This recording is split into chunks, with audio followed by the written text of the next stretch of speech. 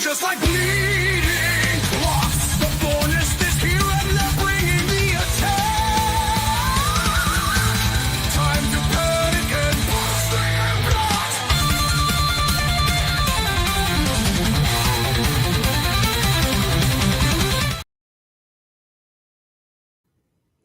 Well, I am neither Bubba Duke nor OMD. I am Chris Best. I am going to be doing Brace for Impact tonight.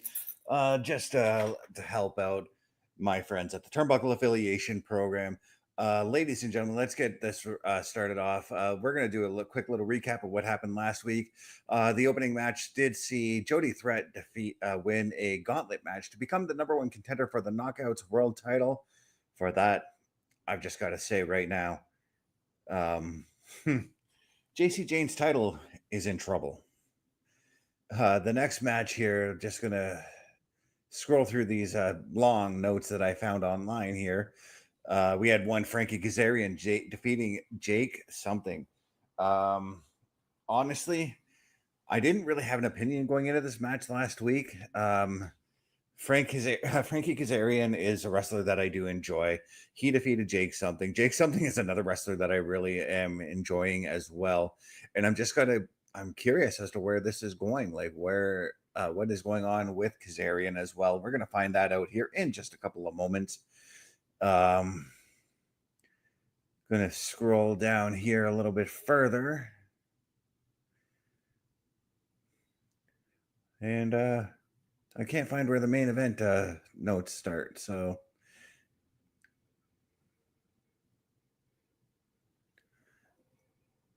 where are they?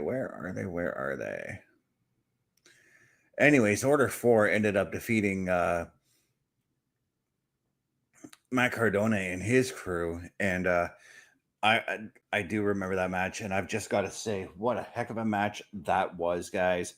Totally enjoyable. The Hardys also running into Mara Sade in the back.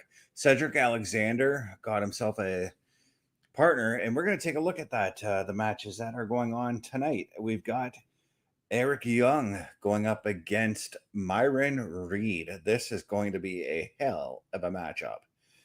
The Inspiration will also be in tag team action as they take on NXT's Fatal Influence.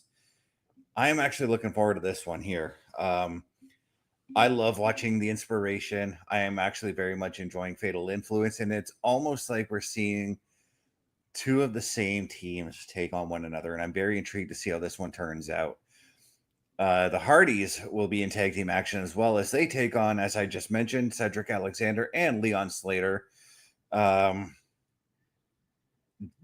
expect this one to be high flying, pun intended, impact here. We also got Mara Sade. I'm not sure if I'm pronouncing that name right, taking on Tasha Steelz of Order 4. I get a feeling there's going to be a little bit of revenge coming out of this matchup. A little bit of revenge.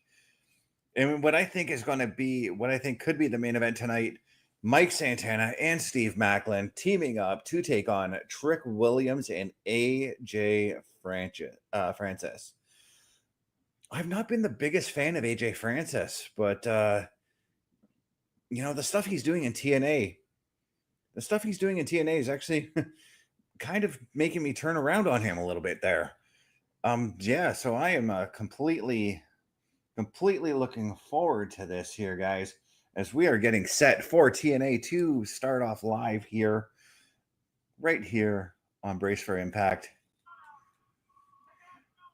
They're showing right now the last little bit of TNA in 60, and I guess they showed a Jeff Jarrett Kurt Angle match from Bound for Glory 4 with Mick Foley as the referee.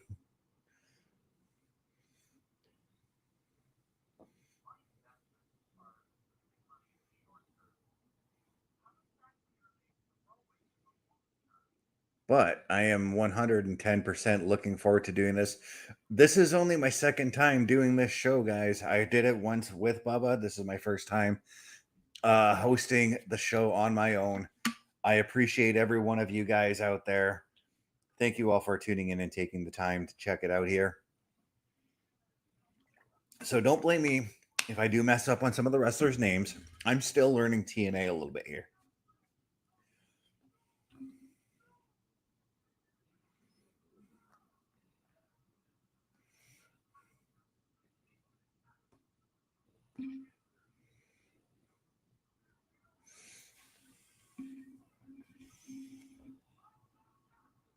But right now, we are looking at a promo package to start the show off here, talking about how this tag team matchup between uh, Truck Williams, AJ Francis, Steve Macklin, and I already forgot who else.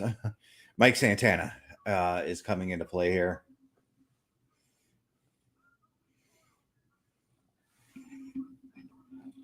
And this is all because obviously Mike Santana is looking to get a title shot. We've also are taking a look at what happened at NXT Heatwave. Masha Slamovich was the TNA representative going after the NXT Women's Championship. Oh, I'm sorry, the TNA title. I thought JC Jane still held it, but I'm sorry. Ash by Elegance did win the belt. So it's Ash by Elegance that's going to be dealing with Jody Threat, and again, Ash by Elegance. I'm sorry, you're in trouble.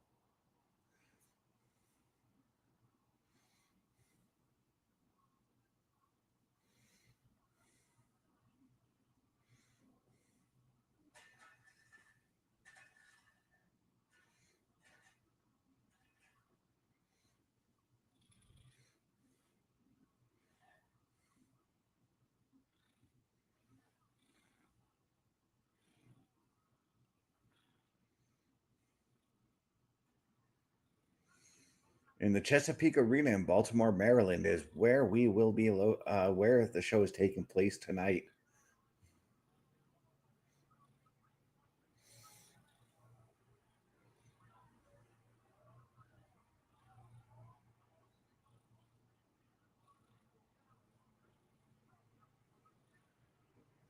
Right off the get go, Mike Santana is making his way to the ring here.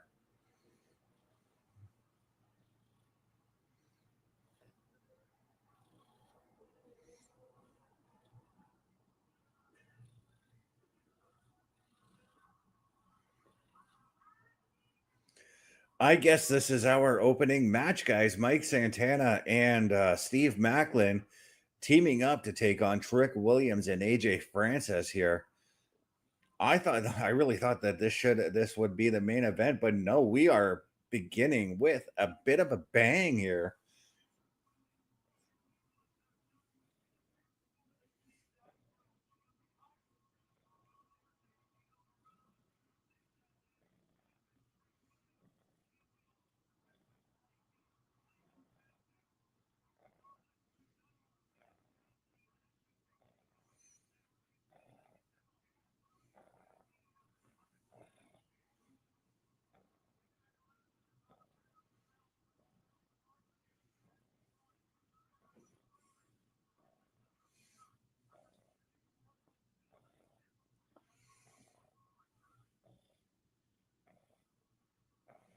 And here comes Steve Macklin making his way to the ring here.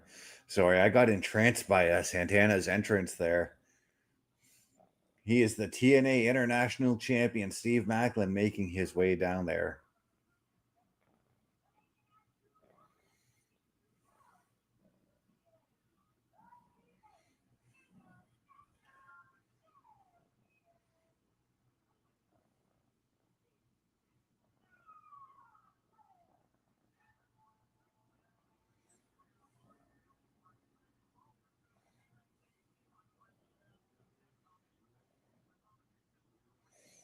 And of course, Matthew Ruhalt and Tom Hannafin, our announcers for tonight.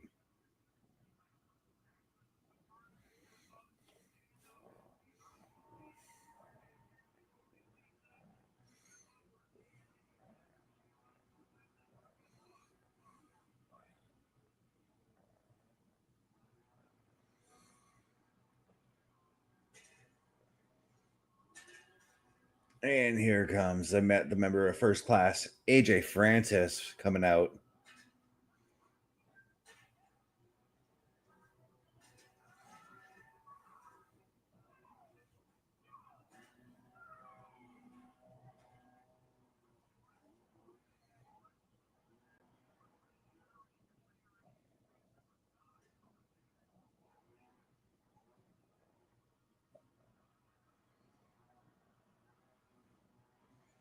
And his tag team partner, the TNA heavyweight champion, NXT's own Trick Williams, making his way to the ring right now. This is a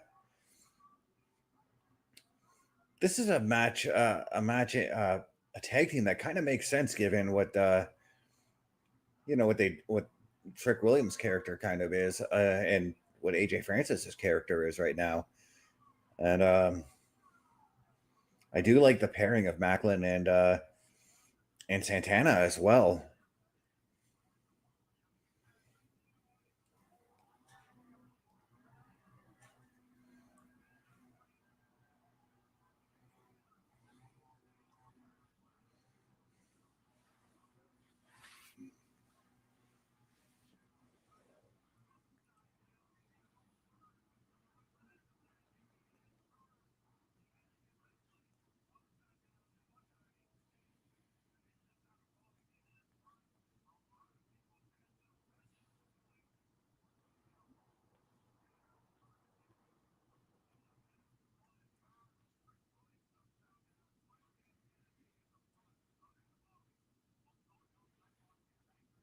I expect this match to be a little bit on the. Oh, right. The Hardys and Leon Slater and Cedric Alexander could very well be the main event as well. And of course, they're talking about Myra Sade versus Tasha Steelz coming up. But right now, Ash by Elegance is going to be as well making an appearance as well.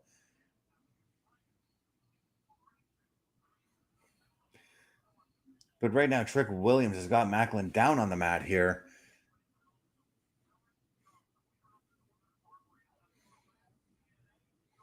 Oh, jeez. Hard elbow from Macklin. They're knocking Trick Williams down to the ground.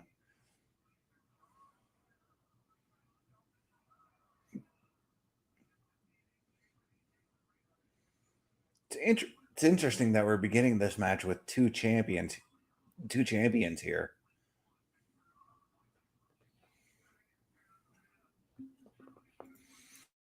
If you'll just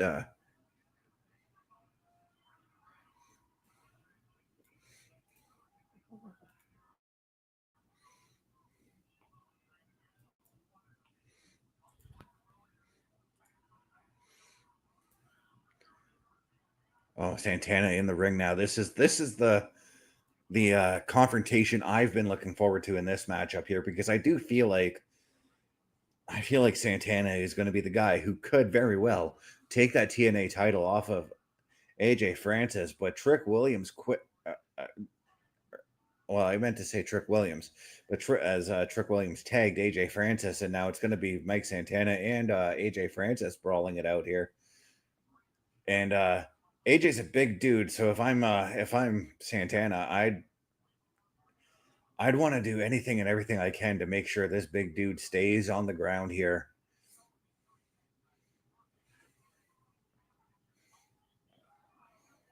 Yeah, Superman punch there by Santana. That might do the trick. AJ Sanchez putting that weight to his advantage there. And over the top clothesline, Santana has just taken out. Oh, Trick Williams trying to get involved. Macklin getting involved. All four men now getting involved in this matchup here. And Santana, oh yeah, Santana's looking for a dive. Both both AJ Francis and Trick Williams are down on the mat. The crowd is just on fire for this one right now.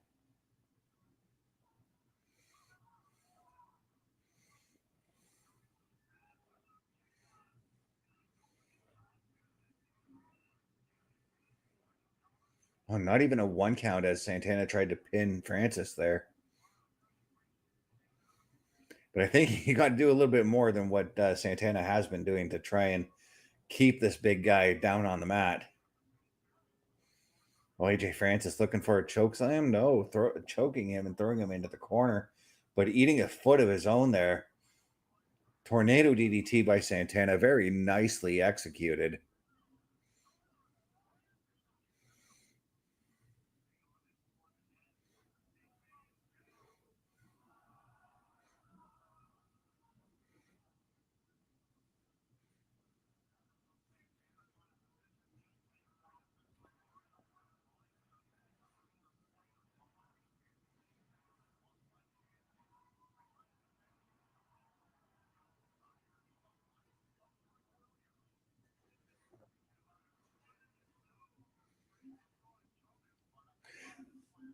Oh, clubbing blow to the back. Santana was just starting to get on a bit of a roll, but AJ Francis stopping him dead in his tracks there.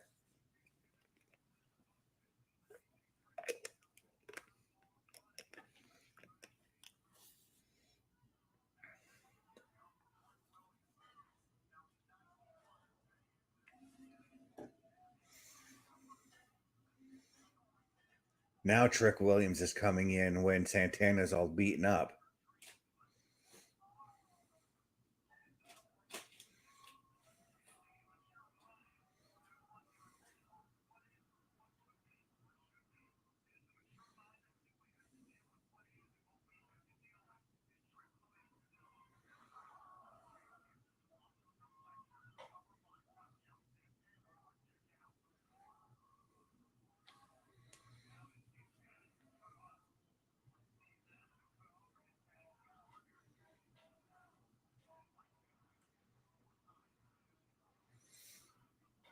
Oh, just Francis just got tagged back in, and that hard forearm just Francis or Mike Santana's in a bit of trouble right now as Francis and Trick are just operating like a well-oiled machine here and doing the type of thing that I would do in a tag team match, and that's cutting Steve Macklin off. Like right now, Santana has no way to get Macklin because he's trapped in the corner of Trick Williams and AJ Francis here. Now Macklin on the other side, he's got to be wondering, like he's got to be trying to figure out like what does he have to do to ensure that Santana can get out of this situation, if there is even anything he can do.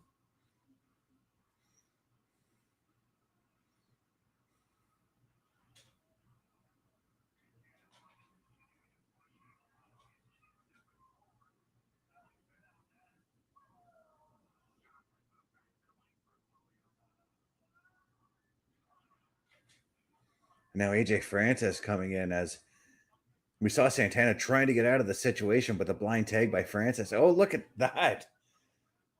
Santana just got out of it. Francis, I think, was looking for a back suplex, but Santana rolled through it and ended up getting to Macklin. Now Macklin is in the ring, hitting him with that high knee. And we're going to a commercial break right now, folks. So while we're in commercial break, why don't we just show you guys exactly what we've got going on with the Turnbuckle Affiliation Program. A Turnbuckle Affiliation Program is looking for more people. If you have passion level for pro wrestling, sports, video games, or something else, then Turnbuckle Studios is the place to be. If you have ever wanted to pursue content creation and want to join our team, then we would love to have you. Check out turnbucklestudios.org or contact us by email today because your future is now, and we want you to tap in.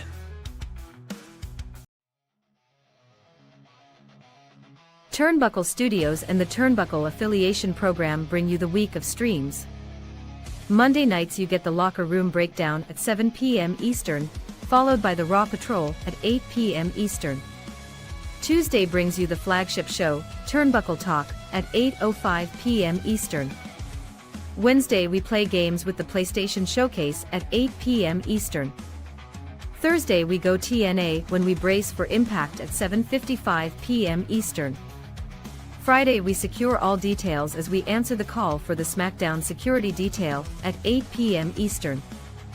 The weekend brings you Saturday Night Gaming at 8 p.m. Eastern. On Sundays be sure to catch the Chris Parrish podcast at 12:15 p.m. Eastern, followed by the Boar's Nest at 8 p.m. Eastern. Be part of the shows and join the chat every day. That's right, folks. It's all at turnbucklestudios.org. If you want to find out all the latest programming, turnbucklestudios.org is the place to go. If you want to go there and find out about joining our squad, all you got to do is go to the Meet the Team section, whether you want to meet up with myself, OMD, Carl Carafel, Chris Parrish, or even Bubba Duke. Turnbucklestudios.org is the place to go. Right now, we are still in a commercial. So even while you're online, I know you guys like to do a little bit of that online shopping here.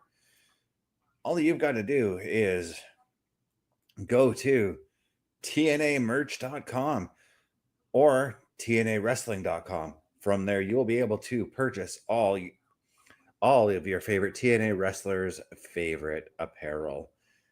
As right now, just looking at that commercial there. And you know what? While you're online doing some online shopping, go to carlcareful.redbubble.com. From there, you'll be able to purchase any kind of merchandise that is with the Turnbuckle Affiliation Program. Whether it's you want to buy a hoodie with the Brace for Impact logo on it, or if you want a throw pillow with Saturday Night Gaming on it, carlcarefel.redbubble.com is the place to go.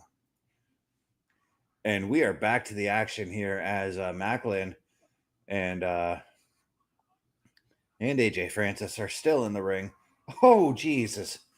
Big back suplex from Macklin there, getting the big man up and over and down onto the mat like that. Macklin's strength, he impresses me week in and week out.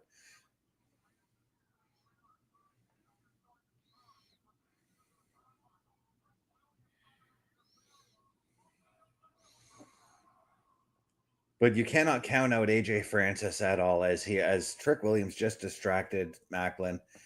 AJ Francis picked him up, threw him off the turnbuckle, then gave him an avalanche splash in the corner there. And there is a promo code for everybody to use tonight to get 1 month free. Use the promo code of this is 1 month of free of TNA Plus. Use the promo code Victory Road or Victory 25. There's also a QR code on the screen that was on the screen too, should you want to do it that way.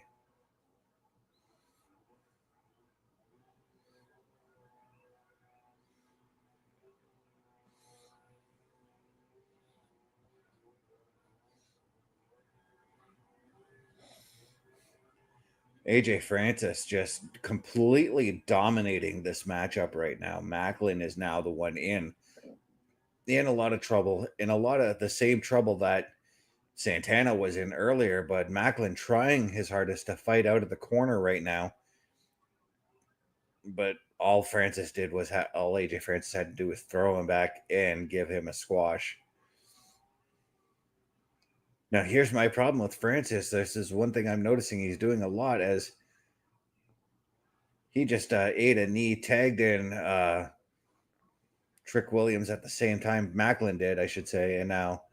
But the problem I'm having with Francis in this match is he's taunting a little bit too much. And I got to say the same thing for Trick Williams. A little bit of too much taunting could get you into some trouble there.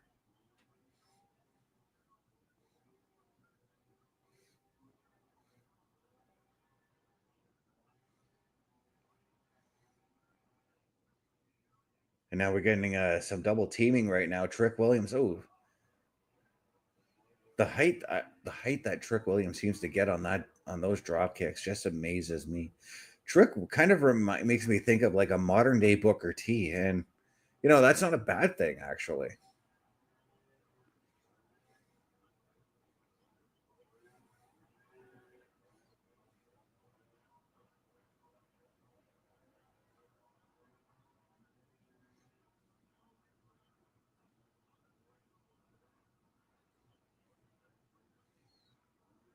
But Macklin trying to fight out of this submission hold that AJ Francis has got. I thought he was going for a two-handed chokeslam, but he picked him up and just clocked him with that forearm shot. Go to the well too many times there, Francis, with that splash there, and look what it got you. Got him a foot to the face and a missile drop kick.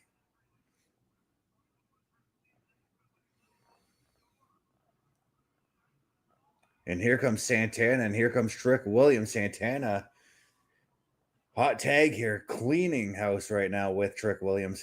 Oh, but Trick on the fight back right now. A flying clothesline for him, Santana. This is if you're on Trick's side, guys, this is not what you want Santana to be doing. Santana's got a bunch of momentum coming into this this fight right now.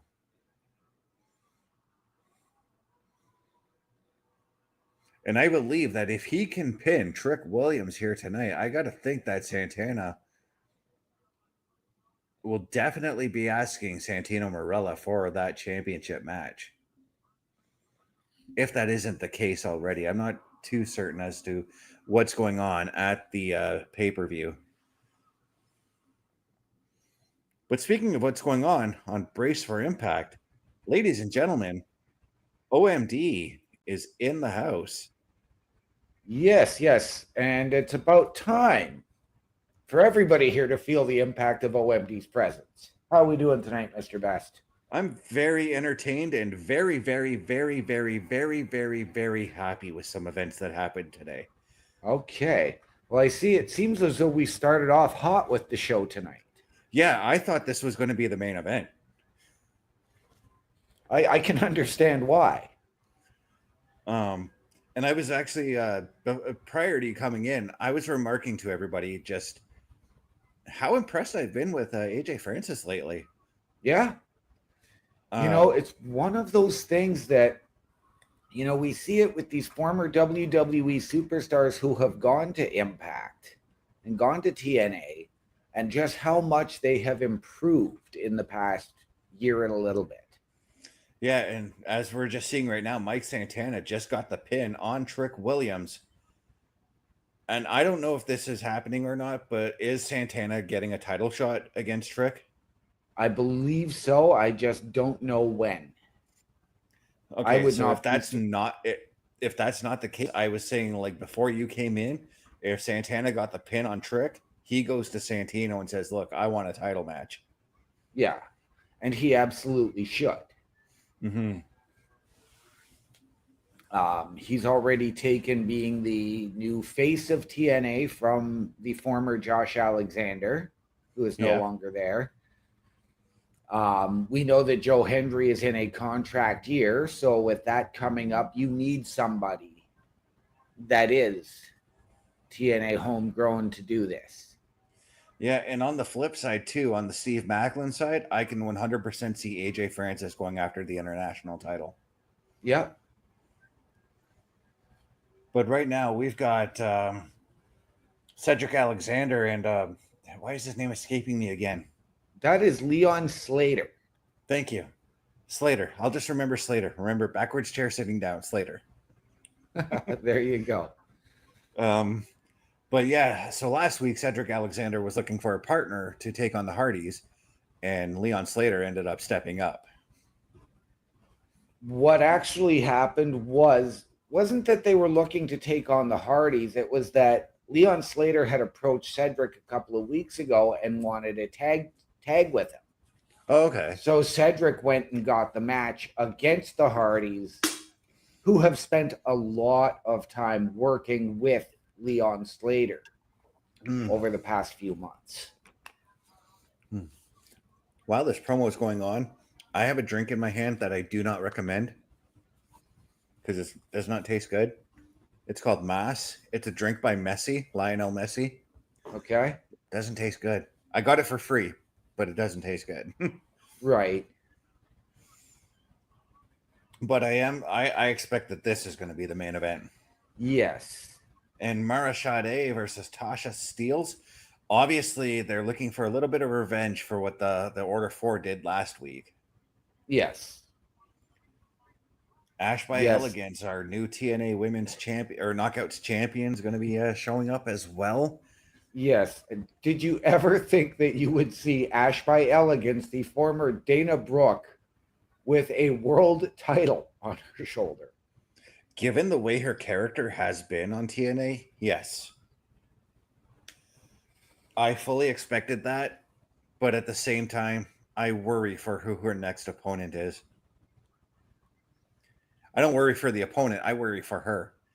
Jody Threat is her next opponent. Right. Jody Threat won the #1 contendership in the gauntlet match last week. Yes, she did.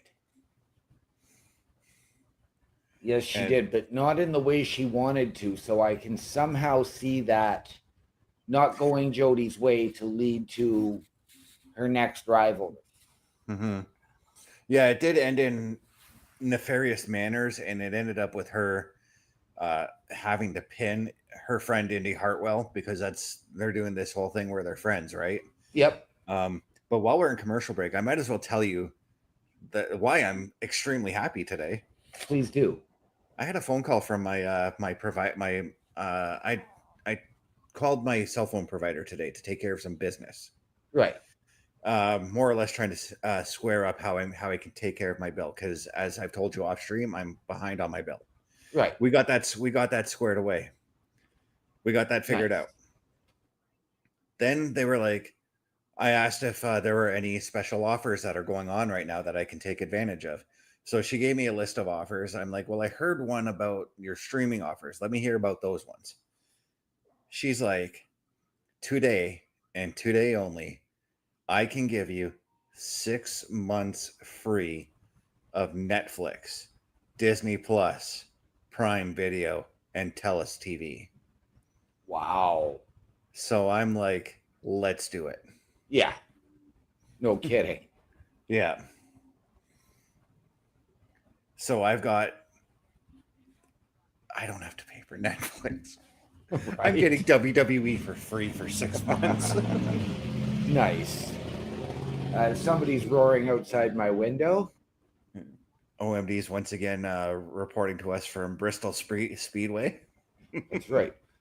Hey, that is my favorite short track oval in NASCAR. Mine too. Why do you think I keep mentioning it? Every time when I used to play the NASCAR video games, now that they don't exist, every time when I did it, when I would do a NASCAR season, every time Bristol came up, I could be finishing the track before, and I see Bristol, I'm like, I got to keep playing. I got to play Bristol. So you know what this? Oh, by the way, going back to this is the biggest news, by the way. Bubba, if you're listening, you're going to love what I have to say as well. There's a sale on the PlayStation Plus, on the PlayStation Store for $45. WWE 2K25, the Deadman Edition. Because of what I did, because of my being able to make the arrangements to pay my phone bill and saving myself 6 months of Netflix and all the streaming services, I will be able to buy the game tomorrow. Nice. I have actually just found out this afternoon as well that is on for about the same price on the Xbox store.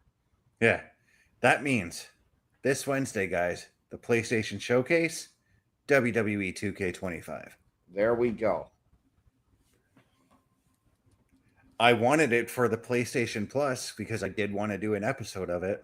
Yeah. Or but that $45 for the Deadman Edition, why not? Yeah. The regular price for the Deadman Edition, by the way, is $130. Wow. And for those that don't know, there's 3 different editions of 2K25. There's the standard edition, which is just a standard game. Nothing comes with it. The Deadman Edition comes with a couple of different Undertakers, the Wyatt 6-pack, the Season Pass, 15,000 VC, which is your in-game currency to buy unlockables, and that's it. And that's all I need. But then the higher tier, which is the Bloodline Edition, includes everything plus several other like Bloodline DLC wrestlers. And I don't really need that one because I know for a fact that you can actually purchase the Bloodline guys separately at another time. Right. But we're looking at last week with Eric Young and I'm Myron sorry, Reed. thank you. I'm still learning some of these wrestlers in TNA, so I'm glad you're here with me. Not a problem. Not a problem. They have a match tonight. They have a match what looks like right now. Yes. And Myron Reed, although Eric Young has referred to him as a fill-in, and when Trey Miguel comes back, he's out. Myron Reed was actually brought in the place of the former Desmond Xavier, who we now know as Wes Lee. Yes.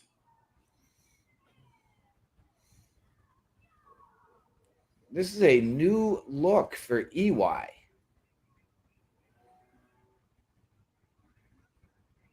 Yeah, I was gonna say, where's his two other guys from the Northern Armory?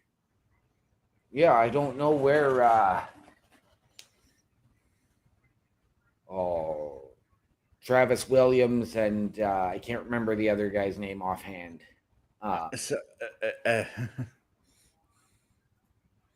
And yes, ladies and gentlemen, I did almost say Travis Scott. So yeah. Okay, so this is the weird thing when I think of when I see the Northern Armory coming out with him. I just think of them as the two Casey Jones because they wear Casey Jones masks when they come to the ring. yes, well, even Eric Young was doing that for a long time since his return. Mm-hmm. So, but I do want to give a shout out to Ski Knife, who's saying, "What's up? Good evening, Ski Knife. Well, Ski Knife, welcome to the show. Thank you for joining. We are here discussing all of the goings on tonight's TNA Impact." Yeah, and once again, just to all the viewers, I apologize if I seem like a fish out of water because I know I've been watching TNA for the better part of 2 years, but I'm still trying to grasp all the wrestlers, what we could say. Absolutely, because like it is so vastly different from the WWE and what we are used to. Mm-hmm. Here's the thing with that. There was a spot in that tag team match, right, where Santana did the dive over the rope. Macklin pulled the rope down onto AJ Francis and Trick Williams. My brain was like, okay, here's where we go to commercial. They didn't go to commercial. Right?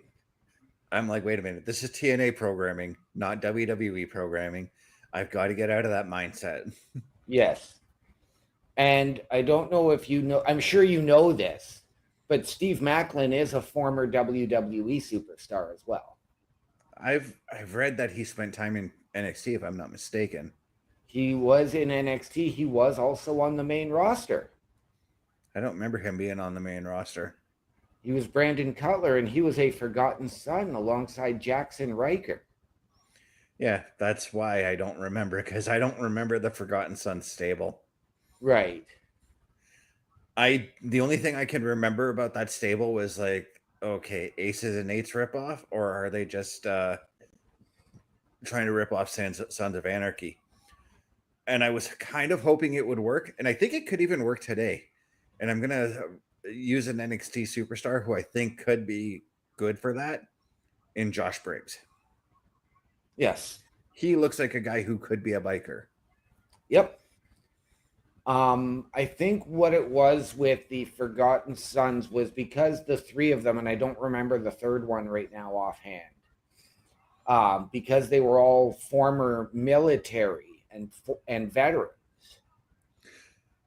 Yeah, That's where the Forgotten Sons came, because they were sort of left to their own. And there actually is. Oh, geez, Sorry, seeing that dive there onto EY there. Gee, Yes. he cleared that top rope like it was nothing. Oh yes. And for EY's age, look at the way he moves. Oh yeah. It amazes me. That's that good old-fashioned Canadian grit and that Nashville home cooking. Cannot deny Nashville style cooking, by the way. No, you can't.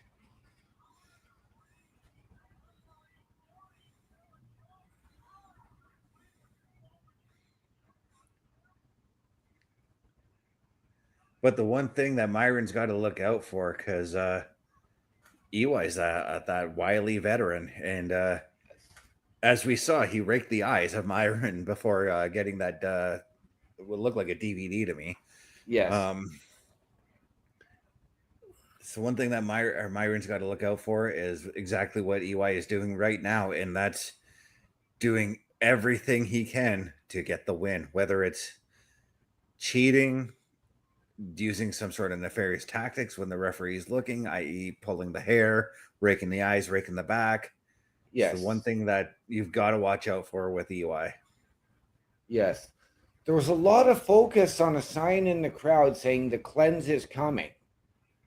And this is something that EY has tried to do a number of times over the years, whether it was Violence by Design, his group with Cody Deaner, when he returned as the world-class maniac. And the one thing that I admire truly about Eric Young is that for all of those years that he spent as a fan in that sort of cowardly guy, even though he was a baby face, to becoming Super Eric and those cheesy gimmicks, now he has truly embraced this whole aggressive, vicious heel side of himself. Yeah, I kind of liken Eric Young to Chris Jericho. Jericho, whenever he knew something wasn't working, or something had stopped working as far as his storylines go, or even if it was at its peak, Jericho knew when it was time for him to change the character, and he kept himself relevant in that sense. EY is doing the same thing here. Absolutely. I'll tell you, one of my most favorite Eric Young matches is a match that I'm pretty sure a lot of people would have forgotten about by now. His match with Larry Zbyszko. Yes. Zbyszko, for everybody who doesn't remember, Zbyszko was kind of like this this tyrant of a general manager on TNA, and he bullied EY up and down and just put EY in a lot of embarrassing situations, a lot of stuff that would automatically you would see Eric Young's going to lose, for whichever match he was getting put into. Finally, somebody had enough. I think it was EY who finally stood up and challenged him. They had the match. I can't remember what pay-per-view was at. That's the only thing. Right. And EY finally getting that win. And it was just so emotional for me at that time because I'm like, you know me, my favorite wrestlers are typically the underdog guys. Yeah. That's why I absolutely love Eric Young still. Yes. I don't view him as an underdog today, but I still love him. Absolutely. I thought Eric Young got the win there. So did I. No, you don't want to do that, EY. You don't want to do that. But no, when he got that win, I'm like, yes, finally. And as much as I loved Larry Zbyszko, I really wanted to see him get his butt kicked. Yep.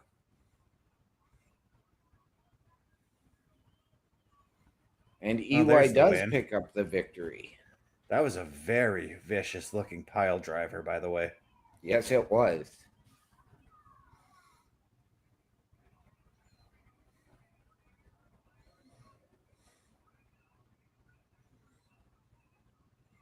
Oh, that's how he got it. I didn't see that part. He low blowed and then hit the pile driver. Yeah, it sort of looked as though when he did that Myron had caught it, and then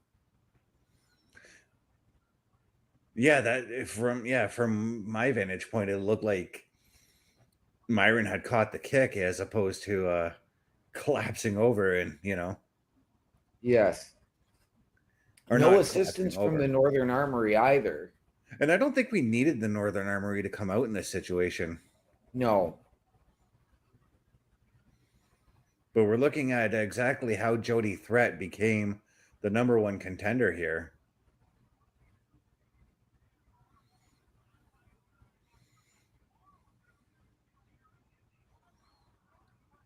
And it's all because of Danny Luna here. Yes. And I get a feeling like I had talked about like having fear for Ash by Elegance, but Jody Threat may have to go through Danny Luna on this road to the match that she's supposed to get.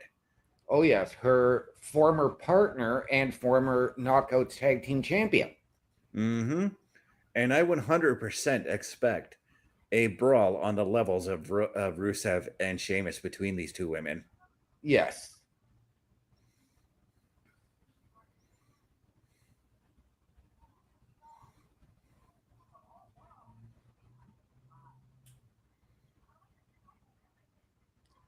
And I am really impressed that, Danny Luna for coming over as part of a trio known as Subculture with Mark Andrews and Flash Morgan Webster is still the one standing tall in TNA.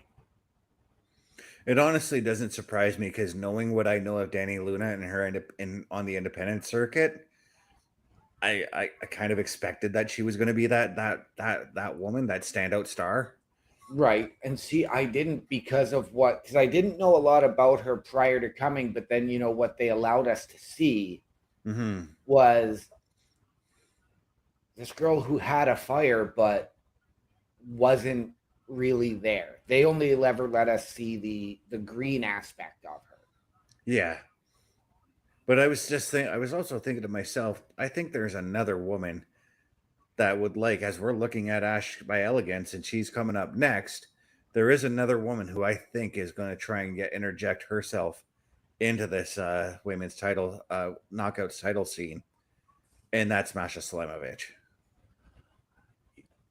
I would agree with you, except that I think because Masha got pinned, I think that was sort of it. Let her try and establish. I approach this with,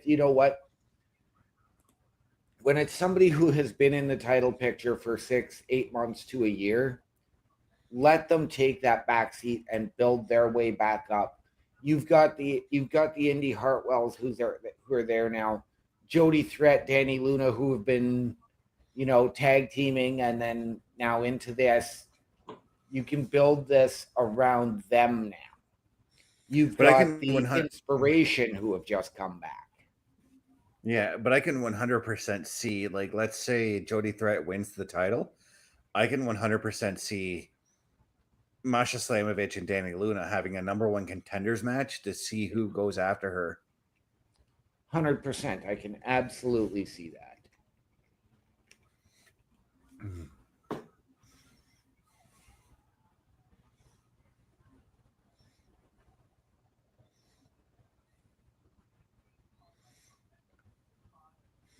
But right now, as we're in commercial break right now, let's play our commercials one more time for everybody at home to see.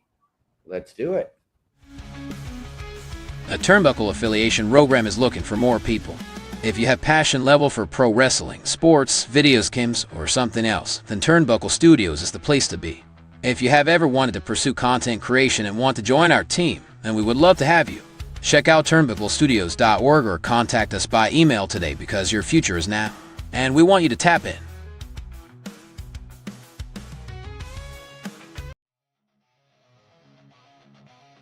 Turnbuckle Studios and the Turnbuckle Affiliation Program bring you the week of streams. Monday nights you get the Locker Room Breakdown at 7 p.m. Eastern, followed by the Raw Patrol at 8 p.m. Eastern. Tuesday brings you the flagship show, Turnbuckle Talk, at 8:05 p.m. Eastern. Wednesday we play games with the PlayStation Showcase at 8 p.m. Eastern. Thursday we go TNA when we brace for Impact at 7:55 p.m. Eastern. Friday we secure all details as we answer the call for the SmackDown security detail at 8 p.m. Eastern. The weekend brings you Saturday Night Gaming at 8 p.m. Eastern. On Sundays be sure to catch the Chris Parrish podcast at 12:15 p.m. Eastern, followed by the Boar's Nest at 8 p.m. Eastern. Be part of the shows and join the chat every day.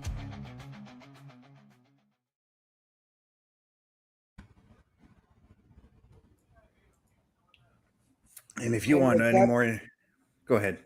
Sorry, I was going to say, and with that being said, ladies and gentlemen, now that you know what we have going on here, now that you know we want your help, take a trip over to turnbucklestudios.org.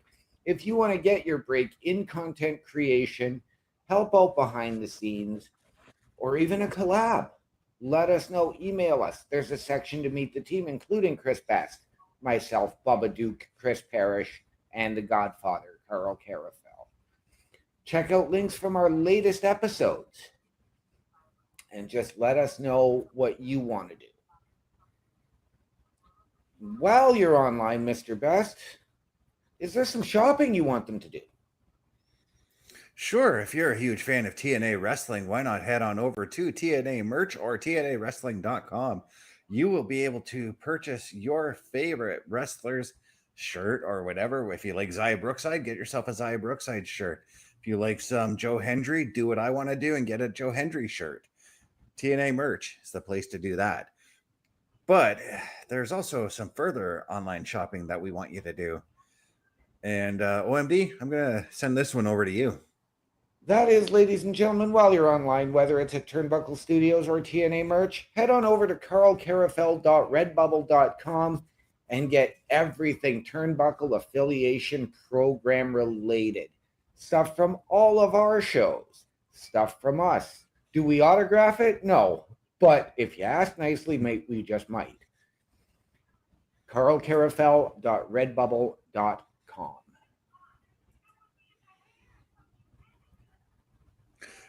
I gotta say, with this whole Ash by Elegance thing, I used to be annoyed by this concierge dude. I'm not so much annoyed by him anymore. I actually find him to be a little bit on the comedic side. I'm starting to enjoy him. Oh, the personal concierge is absolutely hilarious. He trying to remember the character's name. Give me 1 second. I'm gonna look him up here. He's a character on Modern Family. Not one of the main characters. Okay. Because I know all the main characters. The one gentleman who's always friends with Cam and Mitch. You've watched the show, right? I've watched the show. I just don't remember who it is. I'm gonna look for him here. Because I've got a list of like all of the characters here. Oh, Pepper, the character Pepper. Oh, yes. He totally reminds me of Pepper. And my cat keeps looking at me because I said her name 3 times. Right? As we have Fatal Influence, Jasmine Nix and Fallon Henley making their way to... Oh.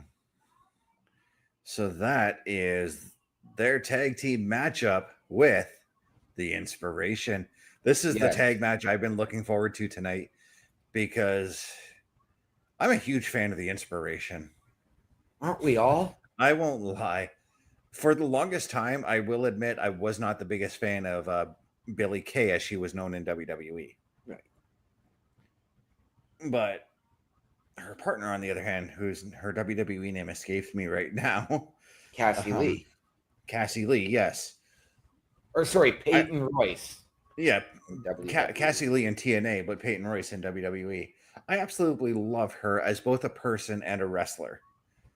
One of my favorite things that she's done, and I'm probably gonna forever knock her for this, but she did a TikTok cooking video and asked Gordon Ramsay to roast her, and Gordon Ramsay did, and she just took it with great stride, and it was awesome. It was. I do have to admit, I am still not used to seeing Jessica McKay as a blonde.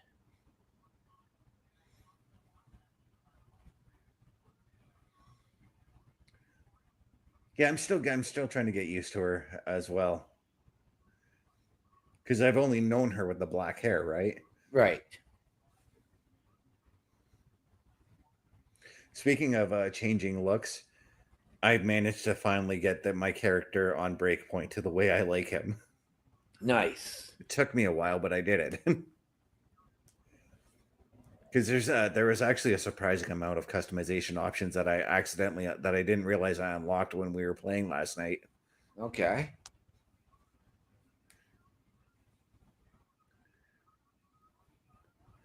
But we're in for one heck of a tag team match here. I'm looking forward to this one, mostly because just Jessica McKay here Yes. has greatly improved in the ring, in my personal opinion. I always thought that Peyton Royce Cassie Lee was the far better wrestler between the two of them. 100%.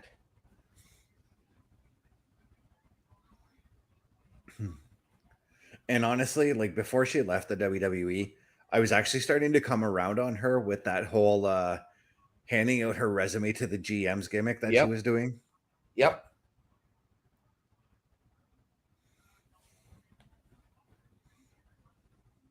Yeah, that was a great shtick.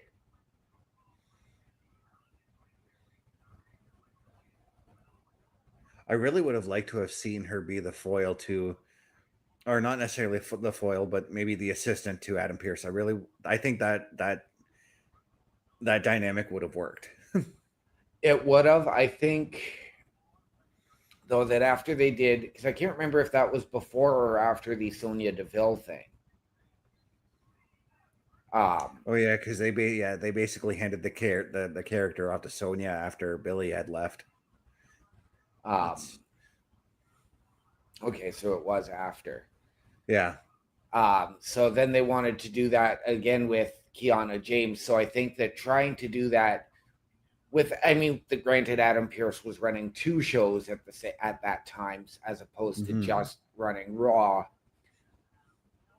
So it would have made it a little bit easier, but to do that with 3 different people at 3 different times, I think would have been a little bit much.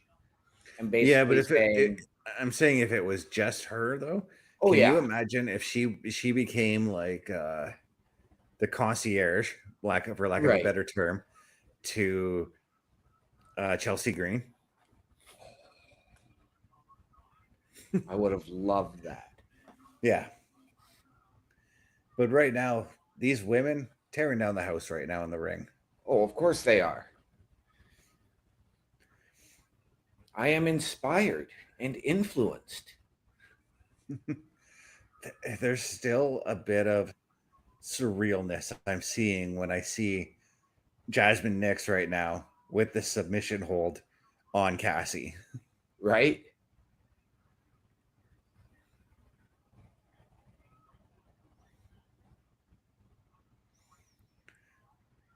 And I know that we've had this NXT TNA deal for the better part of the year. It still feels very surreal, especially when last night I watched the WWE's UK tour, and they did a show. I can't remember what city it was in, but Joe Hendry.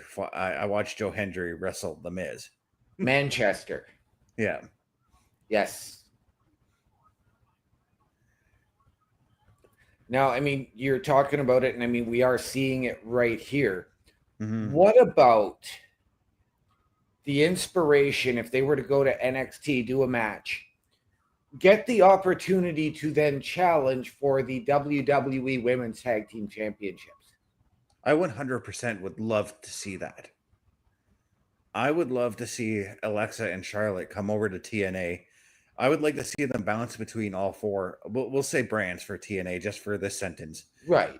But I would love to see them bounce between all 4 brands, because that women's title is supposed to be an all 3 brand thing. It is. But it lately hasn't been.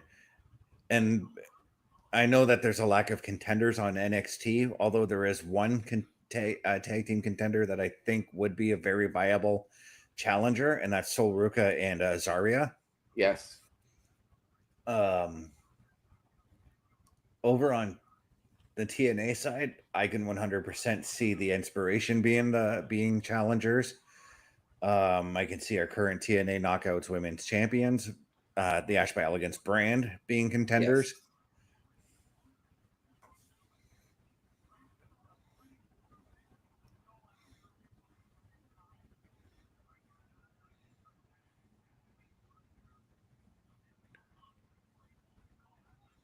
Conspicuous by her absence, though. No JC Jane. No, she is not there tonight.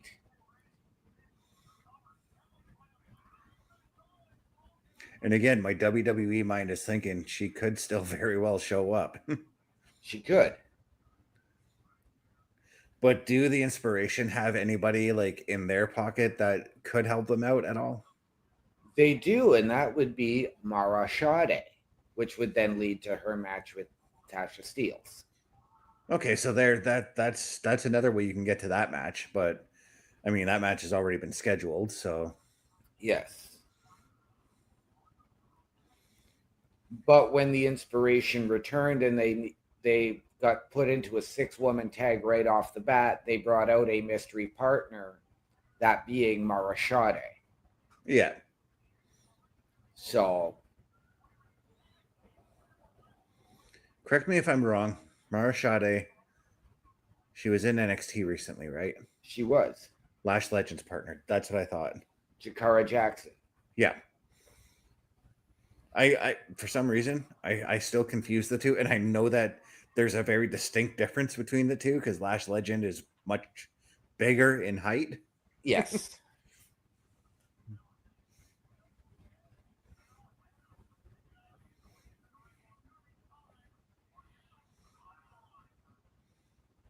That's got to be it. Wow. And it is. Jasmine Nix taking the pinfall again. And I say again because she's been taking the loss a lot lately for Fatal Influence. She has.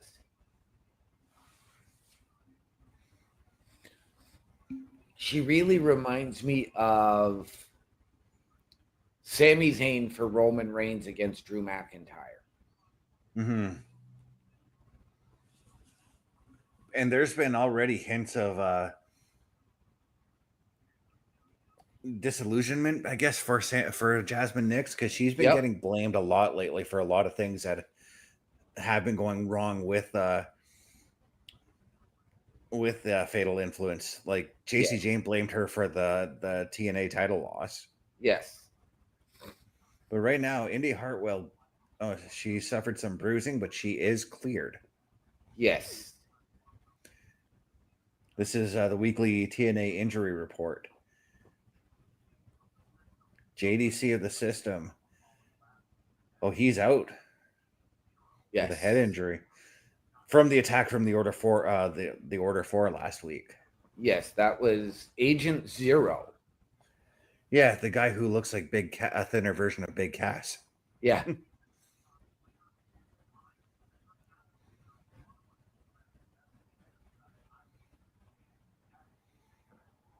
And Cedric Alexander has been cleared. Everybody in the tag match are actually cleared and good to go. Yes. That's a new add to the injury report, is doing that.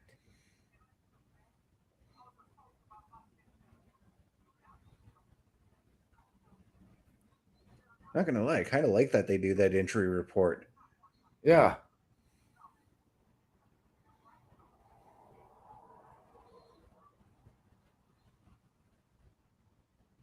Trick on the phone yelling at somebody. I couldn't quite catch all of what he said though.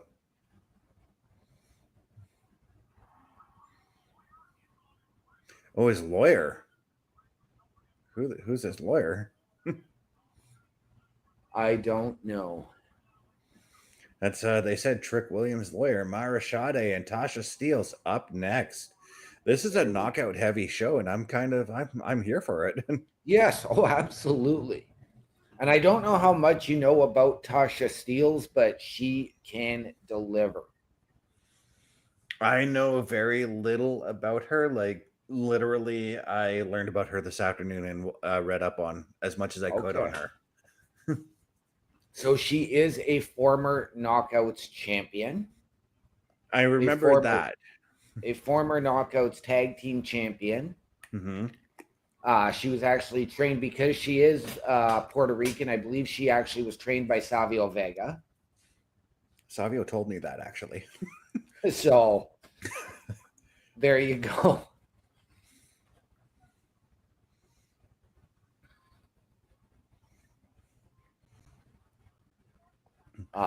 So yes, she is.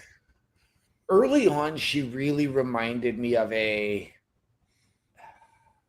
Sasha Banks style character with the way she went about her business. She Okay. has come so far from that and incorporated the fiery Puerto Rican heritage, Mm-hmm. and even becoming the, as she calls herself, the Boricua badass. I like that. I like that name. You know what, though? Now that I think about it, I do remember watching her wrestle in Savio's promotion some years ago. Right.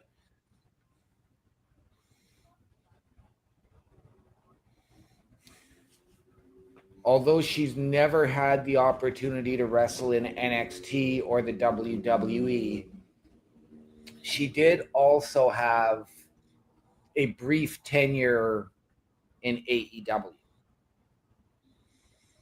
It seems like, and I don't want to knock the women's division in AEW any more than they've already been knocked, but it seems like a lot of women had just had like a cup of coffee and they were out of there. Yeah. Kylie Ray, who's a part of WWE now, is one Yes. example. Yes, she was there. She didn't last very long. Then she went to TNA, Mhm. and that was where she just sort of like, nope, I need to take that step back. She was and I can vouch for her on this one because I know what it's like. She suffered some bad anxiety. And like I said, I can vouch for her on that one because it's happened to me before. It's happened to me quite a few times where I've wanted to shut down and take a step away. But if you find the right support, your confidence will be back, and that's part of the reason why I'm happy she's in WWE on Evolve, because Yes. those supports are there for her in that company. Ooh, as we're looking at a trailer for a movie. Oh no, we're not looking at a trailer for a movie I want to see. There was a trailer for the movie Caught Stealing that I really Yes. want to see that movie because it kind of reminds me of um Burn After Reading. It reminds me of that movie. Okay. I'm really debating because today I found out that towards the end of October, for my personal musical taste, there is a huge 80s hair metal show coming to Kuwait. You've got my attention. Trickster, Enough's Enough, and Pretty Boy Floyd. Those are deep cuts. Deep cuts from the metal scene of the 80s. Wow. I found that out, and I haven't been able to get Fly High Michelle out of my head all day from Enough's Enough. Jesus. Those are some massive deep cuts there. And it's $25 to $30 a ticket.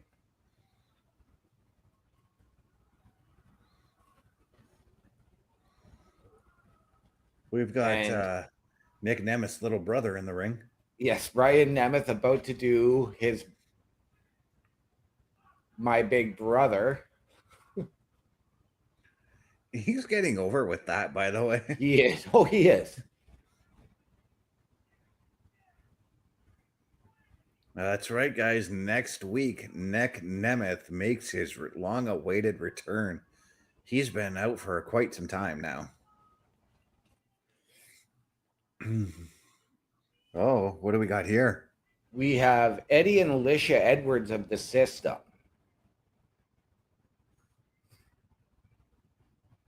Now, with the Nemeths, and I know that, we all know the history of what Nick did in WWE for close to 20 years as Dolph Ziggler.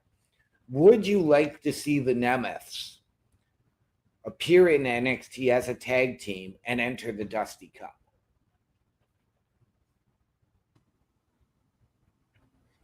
Hang on one second. Oh, okay. I thought my mute button lagged a little bit. As long as As long as Ryan Nemeth doesn't show up under his NXT name, which I think was like Briley Pierce or something like that. Right. I'd No, be I fine. think he'd be showing up as Ryan Nemeth now. Yeah. Although I know it's funny because, like, when JDC made his appearance on NXT, they had him come out to Fandango music. When Yeah, and that Santino Sorry. goes, he gets his WWE theme. Yeah. Oh. Was that Alicia Edwards that just slugged him? No, it was Eddie. Oh. I literally looked up and I saw Alicia pulling back from the hit, but that might have been. Oh, gee. Oh, We we are got an getting impromptu in, match. but we do. Go Eddie Edwards. I do like Ryan Nemeth, but I cannot deny Eddie Edwards. I've been a fan of the dude for you 20 can't. years. Right? I've been a fan of him for like 20 years. So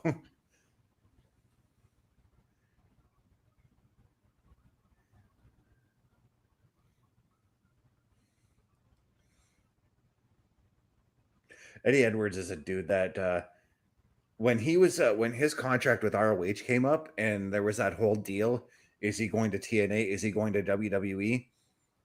I wanted him to go to WWE. I really did. Yes, he and his partner at the time, Davey Richards, did have a tryout and they did do one match. Mm-hmm. But it just wasn't for them. I feel like they would have put a massive injection into the tag team division at that time. They would have. But right now, Ryan Nemeth is resorting to some nefarious tactics to try and keep Eddie Edwards down. And just as I was saying about Eric Young earlier, that's probably what you got to do with a guy like Eddie Edwards as well, because Eddie's not above doing that either. No, he's not. But as the system are slowly turning face, which really caught me off guard there a couple of weeks ago when I watched them come out and they were shaking everybody's hand on their way to the ring, and because it's something we haven't seen from Eddie or Moose, and I don't think I've ever seen it from a guy like Brian Myers. Well, when he was Kurt Hawkins. I don't remember him shaking people's hands and slapping five on the way to the ring. You probably had to watch him in DSW as the Major Brothers with Zack Ryder then, because he did that a lot there.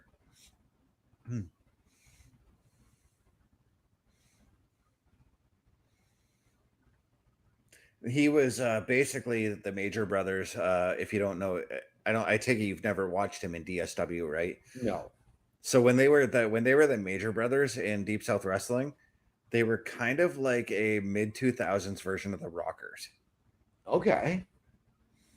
So yeah, they came to the ring high-fiving everybody, doing all basically the Shawn Michaels, Marty Jannetty shtick when they came to the ring. Right. They kind of came across as dorks, in my opinion, but they were entertaining.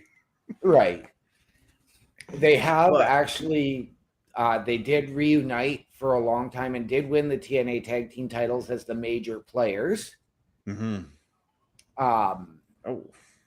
And they have actually been, even after feuding a little bit with the system, Matt Cardona has now also teamed with the system in a 6-man tag team where it was him along with Brian.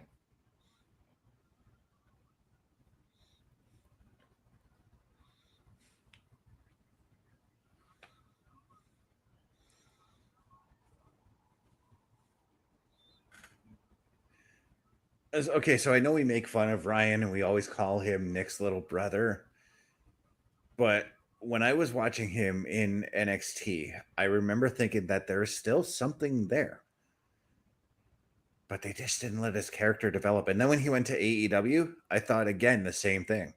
There was something there, but they didn't really let him develop. When I saw him in AEW, I didn't see it. I literally, I was like, I saw the Hollywood hunk. I saw him come out, and I'm just like, oh, it's Dolph's brother. And then you put him in, different factions with the same guys, because he had a tag team partner in JD Drake, who he was part of the Workhorsemen with, as well as like a Hollywood hunk type group, not to play off of his name in that situation.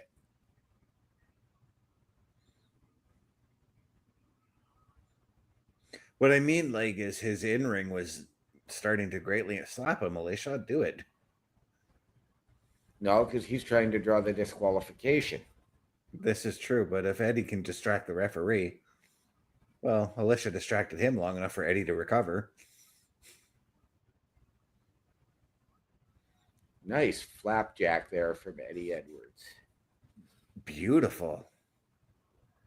Those chops, though, I can feel them. Right?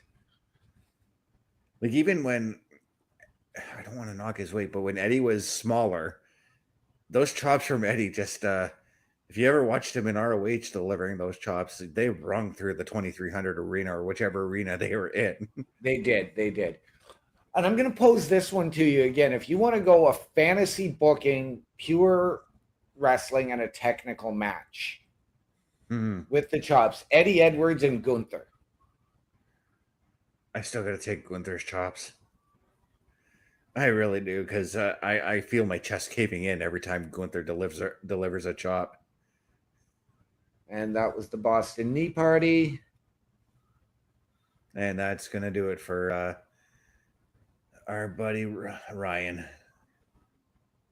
Yes. And I'm not talking Fozzy. No.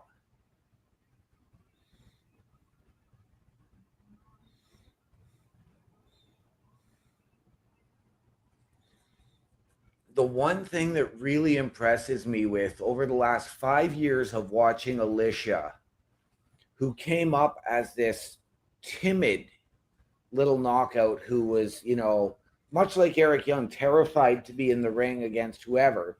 Mm-hmm. And she always struggled so mightily, to see how far she has come and grown and developed her character.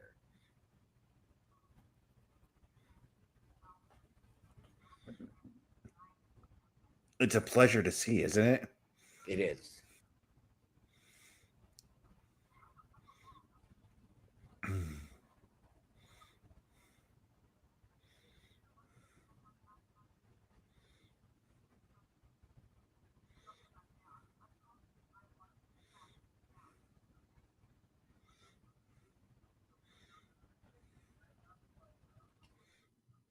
Very much. Okay, so like you said, you saw her as like this timid woman who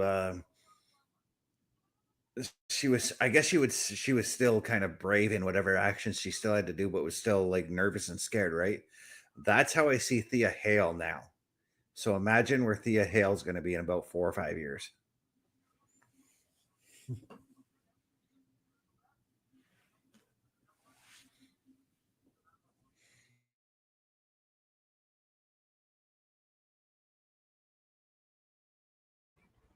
Okay, so Santino coming in, laying some groundwork for next week.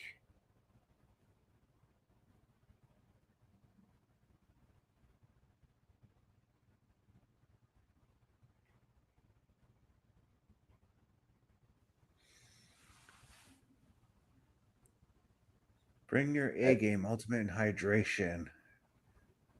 I wonder where I can find this drink. I'm a hydration sports drink kind of person. Right. I'd like to see where I can find this drink. Use promo code TNA15 for 15% off of your order. Still to come, though, we've got that tag team match with Leon Slater, Cedric Alexander, and the Hardys. I expect total high flying action in this match. I don't know about you. Oh yeah. Have you had the opportunity to watch Leon Slater wrestle? Quite a few times. That's why I said the high flying stuff, because every time I've watched Leon Slater, especially I think it was a match he had with Ace Austin some months ago that I absolutely just adored. Yes. And I'm gonna draw this comparison, and I mean, you know me, I'm not one for the high flyers. I'm more of the technical and the ground and pound. Mm-hmm. But Leon Slater versus Javon Evans. Yes, take my money. That match with Obafemi, wow, that was a great match with Yes, it Javon was. Evans. when Javon Evans got launched out of the ring like Spike Dudley getting launched into the fourth row Right? by Bam Bam Bigelow, by the way, when Obafemi Yes. did that, I was just I felt concerned for Javon Evans. I had to go back and rewatch that spot several times over and just wow. Yeah. But once again, we are at another commercial break. So one more time, I'd like to play those commercials just again. Let's do it to it. A Turnbuckle affiliation program is looking for more people. If you have passion level for pro wrestling, sports, videos games, or something else, then Turnbuckle Studios is the place to be. If you have ever wanted to pursue content creation and want to join our team, then we would love to have you. Check out turnbucklestudios.org or contact us by email today because your future is now, and we want you to tap in.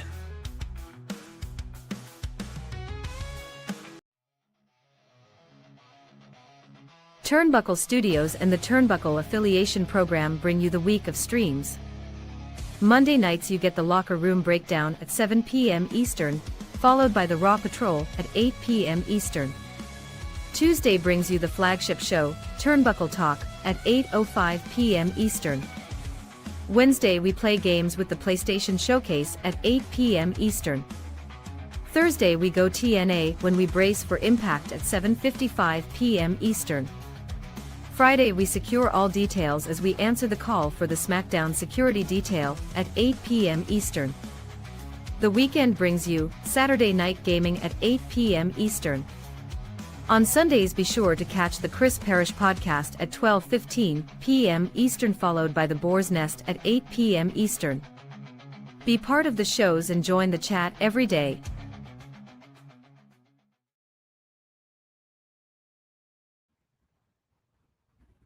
All right, and ladies and gentlemen, once again, turnbucklestudios.org is the place to be to contact us. If you want your break in podcasting or content creation, want to potentially collab, you want to help us behind the scenes, there are no small parts.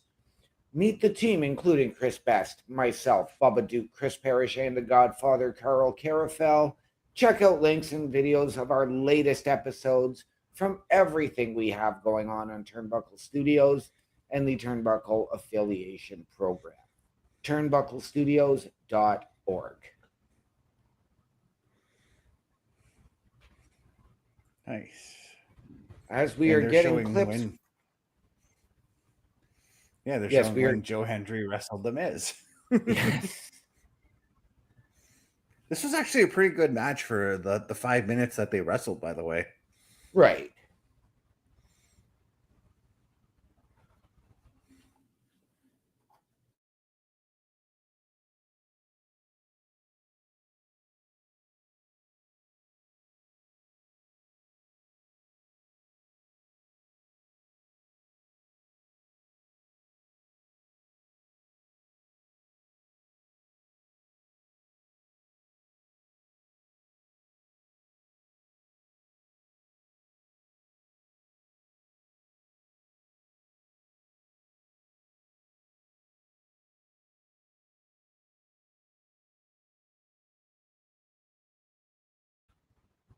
Wow, bit of an eerie sight to see there. F you, Eric Young. Sorry, I still like him, but F you, because you took out my boy Joe Hendry.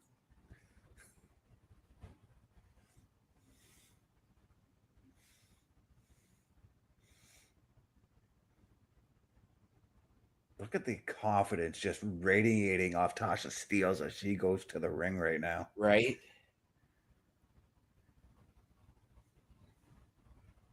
Just a look of determination right now. Oh, yeah.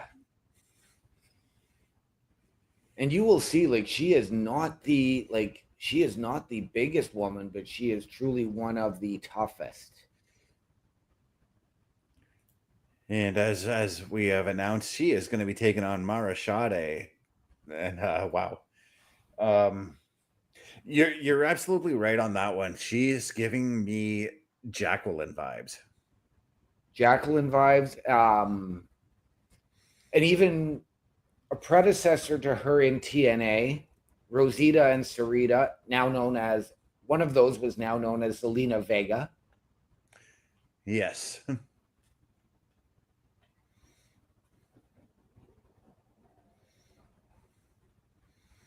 But here comes Marashade, who is still giving me Jakara Jackson vibes as she comes to the Very ring. much so. I'm actually surprised with her, and maybe it's because WWE owns the name, but I'm actually surprised that because she already wrestled in TNA as Jakara Jackson. I'm kind of Yes. surprised that they didn't allow her to just bring that name over to TNA. Right. Right. And it is interesting, but maybe I think what it is again, one of those things that I see is when these people get released and they go elsewhere, and especially to a place like TNA where they can then probably go back and forth to NXT and have those interactions. Mm-hmm. It allows them to develop their in-ring. It allows them to develop who they are, what they want their character to do. And sometimes they don't want to be saddled with that previous name because it could be a thing like they didn't like the name or something like that. yeah. But at the same time, she kind of built a brand with the name Jakara Jackson. She did. And if it were me, I'd want to continue with that name. And I know that you can shed that name and build a brand with both names. Bubba Ray managed to do it with his name, and Bully Ray. Devon Yes. on the flip side as well, with brother Devon and Devon Dudley. Yep.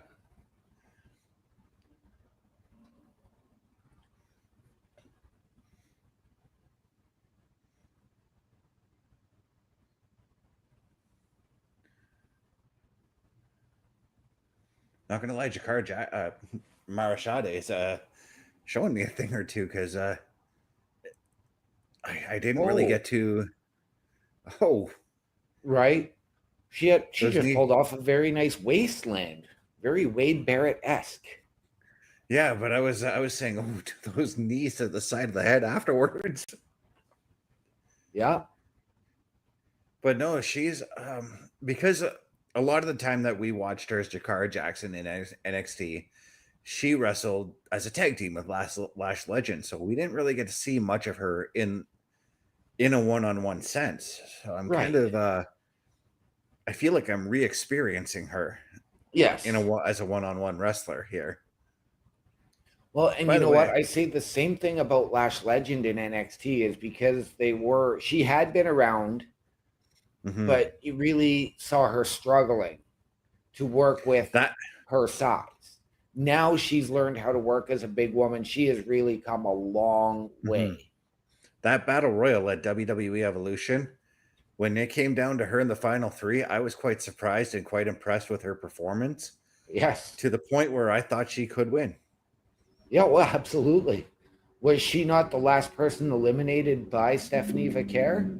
Yeah, I said the final three because I remember she was the one who threw out Nikki Bella. So I mean, that's a lot of people don't think that throwing out a wrestler name value in a battle royal or a Royal Rumble is such a big thing, but to the wrestlers, it is.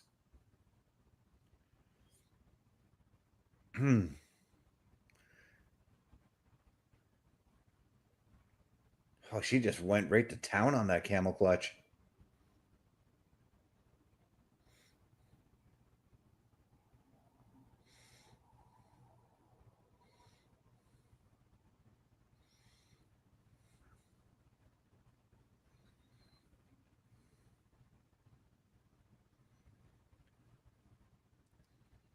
I am really impressed with Marashade's dominance in this match.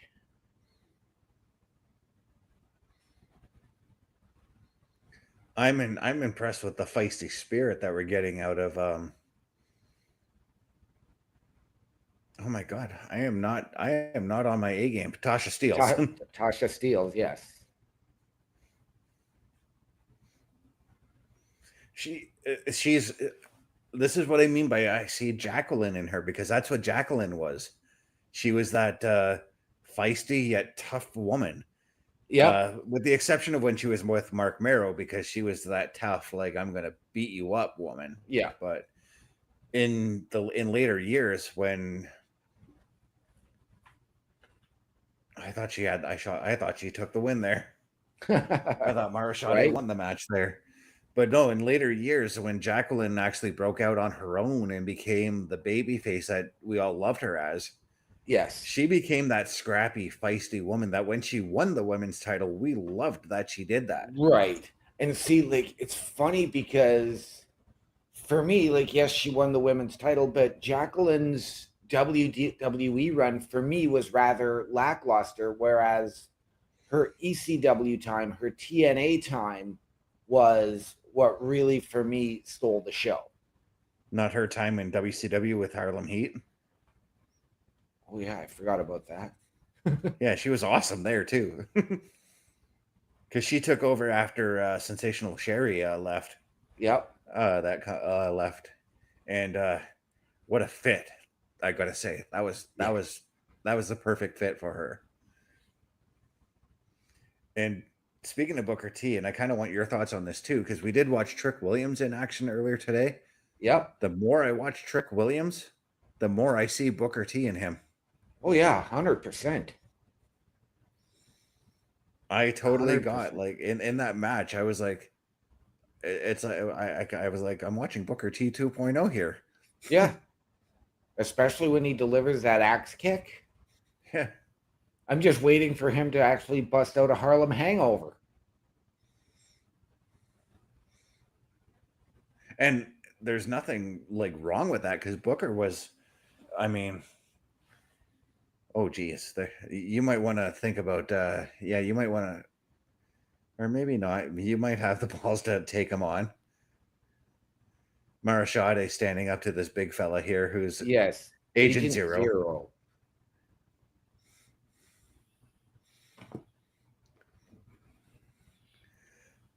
His character, the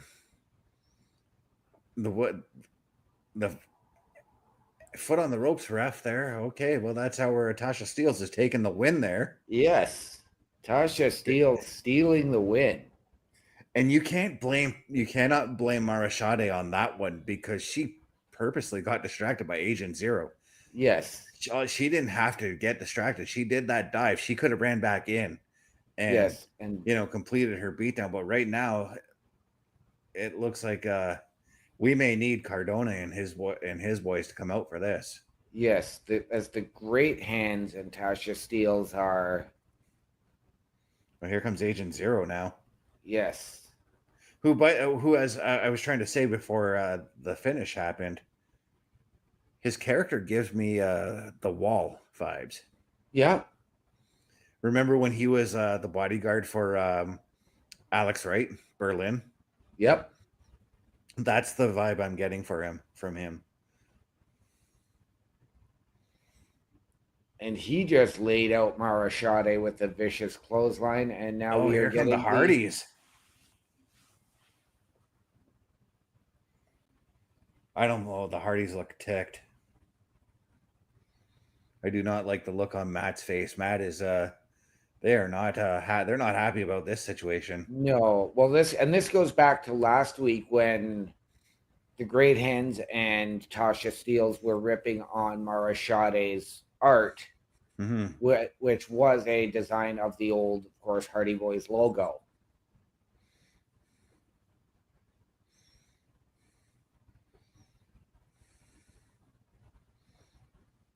So I'm supposing that while the Hardys are going to just be hanging out here, we might as well be waiting for Leon Slater and Cedric Alexander for the next matchup here. Yes. So I'm just going to go ahead and flash up our main event tonight, guys. The Hardys taking on Cedric Alexander and Leon Slater. Again, as I said earlier, totally expect high flying to its finest. But as we're in commercial here, I went to TNA merch just to see what kind of stuff they have on my phone here. Right. They're still selling DVDs of their pay-per-views. I was kind of surprised at that. $20. I mean, Maybe I add to my DVD collection with some of their shows. Yeah. I was more or less curious about the type of merch that they sell here. But they sell a little bit of everything, like shirts, backpacks. The only thing I'm not seeing is things like action figures, championship belts, that sort of thing. Right. What I missed, though, and I mean, God rest his soul, the Don West Brown Bag Special. It's funny you mentioned him because in my wrestling feeds, I usually get like the most random wrestling videos on YouTube. Today, I got that awesome promo where Don West turned on Mike Tenay. That was a hell of a promo by him. And every time that pops up in my feed, I'm like, I gotta watch it because, like, wow, he was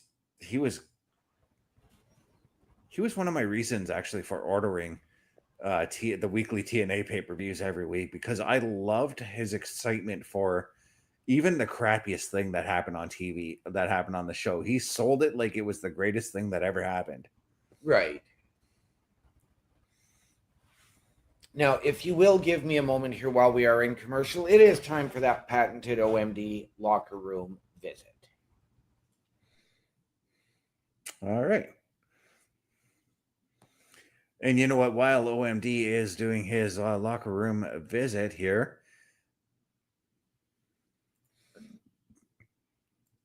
once again, guys, all you've got to do is go to carlcarafel.redbubble.com.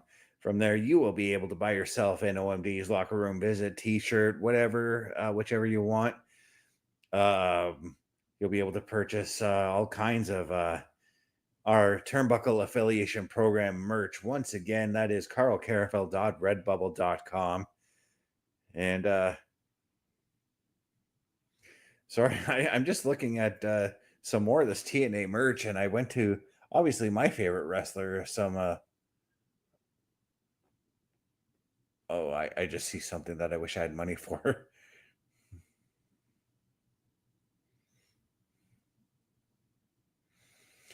I just saw an action figure of Joe Hendry that is signed by him that I would love to have. Just checking out each wrestler's merch, because you can buy on TNA Merch's website. I'm going to flash that link up again as my cat is trying to play with me here. On the TNA Merch website, you can actually search by individual wrestler and be able to purchase whichever merch that they've got there. And there's quite a few cool things there. I'm flabbergasted actually by what I'm seeing. But what I'm also flabbergasted by what I'm seeing right now is one, Cedric Alexander making his way to the ring for this tag team match. Leon Slater should be out in just a moment. I once again 100% expect just one heck of an athletic match between these four men that are going to wrestle here.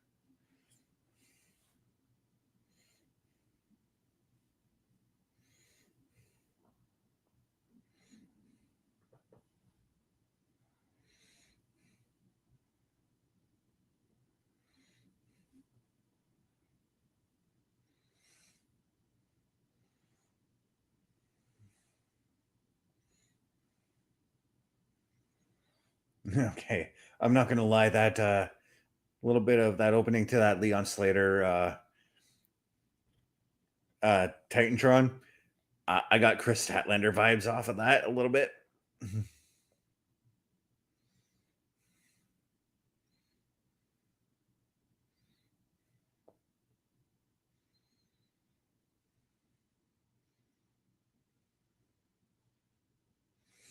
But here he comes, the one and only Leon Slater, making his way to the ring. He is your current TNA X Division champion.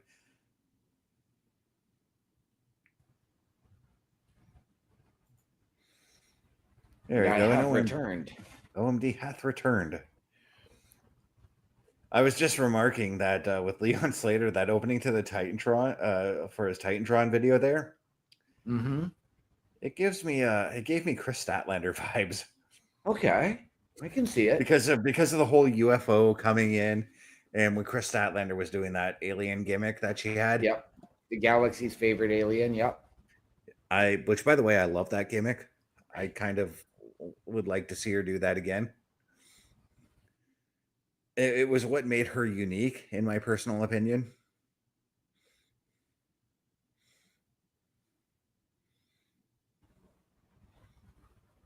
Jeff, you're supposed to check your gear before you come out to the ring. He's fixing his belt there.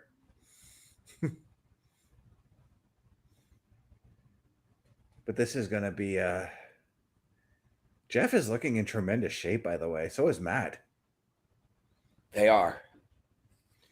They have really, for me, because I was like, I've never been a huge Hardy's guy, but really, since they've had this career resurgence in TNA. Yeah. I do remember one thing, just to cut you off quickly here. When you and I watched No Mercy 99 back at the old Blue Liners, I remember you actually being impressed with that ladder match that they had with Edge and Christian. Oh, yeah. But I was never a huge Hardy's guy, and I've seen Jeff wrestle live solo. So I've never seen the Hardys wrestle as a tag team live,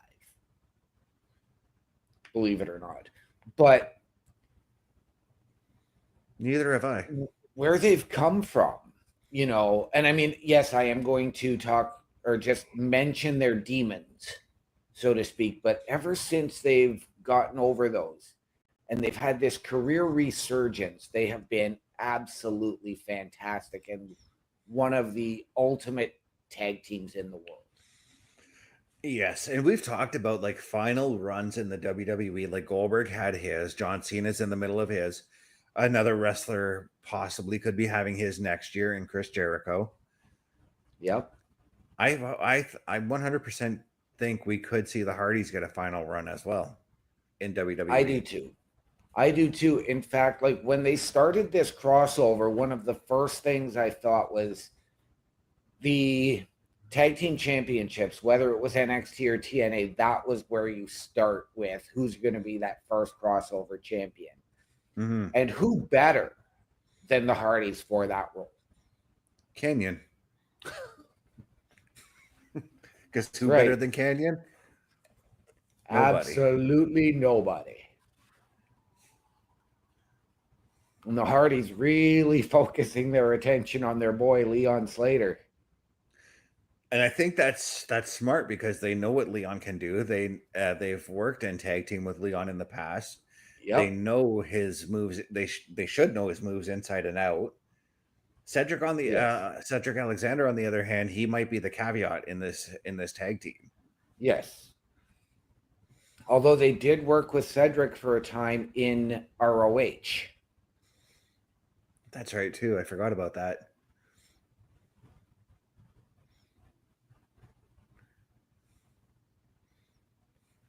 So I was also, as we're watching this, Matt just totally impressing me right now with what he's doing right now for a gentleman at his age and how long he's been in the business.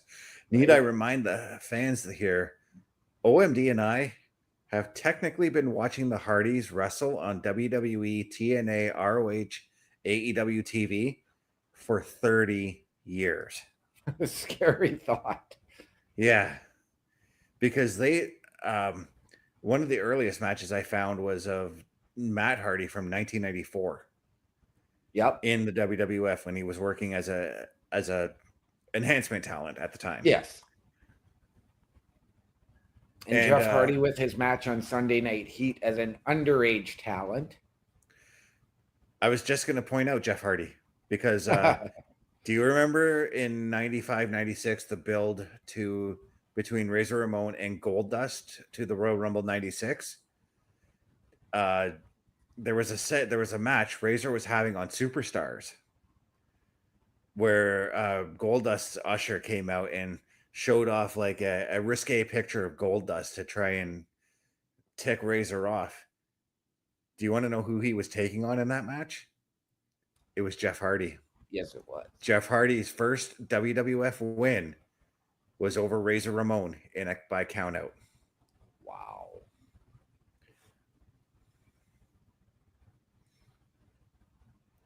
because what happened was Razor had Jeff Hardy up in the Razor's Edge. He drops Jeff Hardy, jumps out of the ring, chases after the usher, got counted out because of it.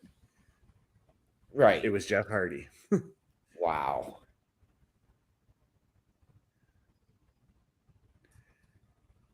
Razor had actually said several times that one of his favorite enhancement talent to work were the Hardy Boys Oh yeah. because of how small they were and how he was able to just throw them around. And that's the same thing was said a lot of the big guys working in tag team matches in the 80s with Shawn Michaels and Marty Jannetty.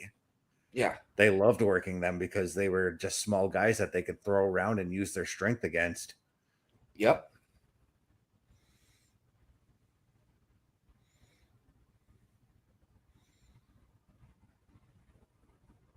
And that's as much as I've always drawn comparisons to the Rockers and the Hardy Boys, because I Yeah. mean, their tag team paths were kind of the same, with the exception of, well, Jeff didn't throw Matt through a barbershop window. Right. And the Rockers never won the WWE Tag Team Championships. They were supposed to. They were were. supposed to. In a match against the Hart Foundation, because I've watched this match, but they canceled that match, and it actually saved Jim Neidhart's wrestling career, by the way, because Yes. they were planning to release Neidhart, but they canceled the match because, and this is according to everybody backstage, the top rope broke during the match.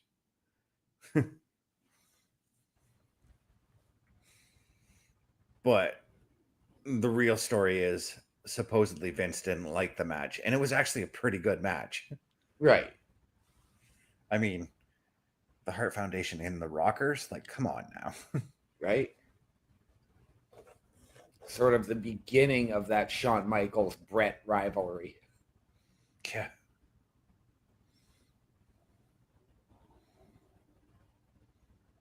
Now that I've got almost all the streaming services, I just need to get Paramount Plus. Well, do it for $6.99 for 6 months. I just might do that. Don't tempt me, because I do want to catch up on the I do want to catch up on the new seasons of Beavis and Butthead. Right. And I actually want to check out the new seasons of South Park. And that's one thing actually that excited me with that deal that I got today. So after I made the deal and hung up with her, I went on to Disney Plus to check and see what if anything new is added there, because it's been like a Right. year since I used it. The new seasons of King of the Hill are there.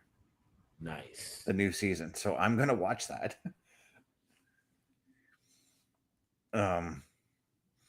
But another thing too is I recently was on TNA merch while you were gone there, and I was actually kind of blown away by the amount of merch that is there for each individual wrestler as well. And in digging around, I kind of realized I think I need to save myself $75. I found an autographed Joe Hendry figure that I'd like to Nice. buy. And then I didn't realize this too, but if you go on TNA merch, if you go under the wrestlers' names, you can pay for meet and greets with the wrestlers through TNA merch as well. Oh, wow. And it'll tell you like the dates that they're for which shows they're going to be at. Like I'm looking at Joe Hendry's right now, and they've got two shows coming up in Minneapolis, Minnesota, where it's from 60 to 100. So I don't know, like, if that's probably some kind of a tiered thing for the meet and greet, but I was totally amazed by that.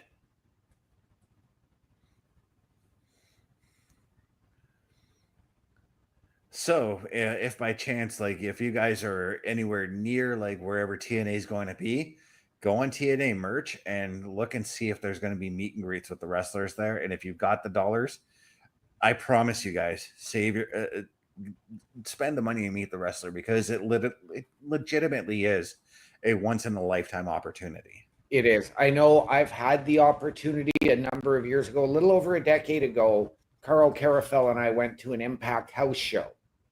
Mm-hmm. And it was Impact Wrestling at the time. our main event was Jeff Hardy versus Devon, brother Devon, inside a steel cage for the title. I can actually believe that because that would have been around the time that everybody thought he was the leader of Aces and Eights, right? Yeah. Yeah. Yeah. I can believe that he got that title shot. We also got to see James Storm versus Bobby Roode. I like that feud, but I like them better as a tag team. 100% when Bobby Roode came to the WWE and then James Storm came a little bit afterwards for that one match. Yep. I wanted a reuniting of Beer Money in NXT. I know, right? And I'm trying to remember. Trying to remember all of the matches. I know we had Velvet Sky, Madison Rayne, and Tara all involved in a match. It was a women's tag. I can't remember if it was a 6-woman, but I had the opportunity. I got to meet the Hebners. Earl and Dave, or Earl and his son? Earl and Brian, his son. Yeah. I met Brooke Tessmacher. But somebody's middle parts are meeting the top rope right now. Yes. If I would have had the money, they had an opportunity to buy. If you bought the World Heavyweight Championship replica, you got to go into the steel cage after the show for a photo op with Jeff Hardy.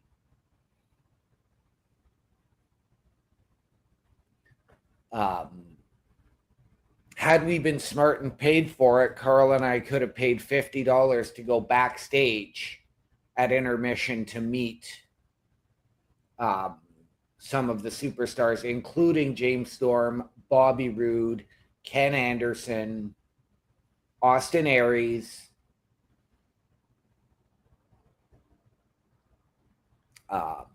What's Leon looking for here? Well, he was looking for his 450 Swanton.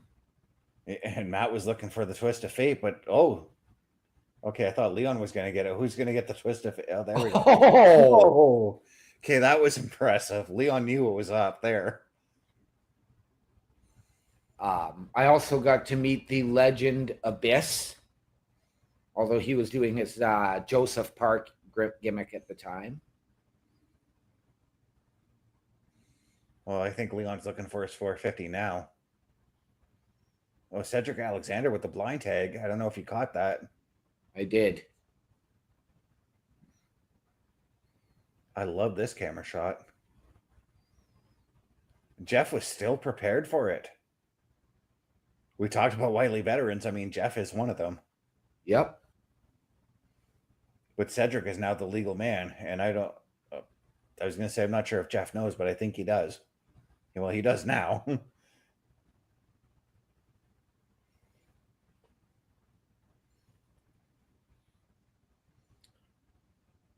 And I'm really liking Cedric Alexander away from WWE because he's being given the opportunity more.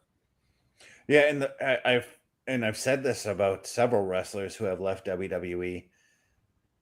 Cedric could very well be one of those guys who's getting these big opportunities in TNA and other promotions. It wouldn't surprise me if, let's say 2 years down the road, 2-3 years down the road, if WWE calls upon him to come back. Right.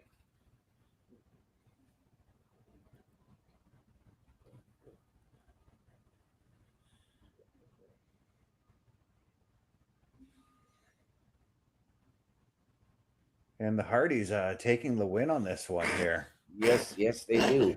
And here's the thing. I didn't even see the pinfall. All I saw was the fans doing the Hardy Boy dance.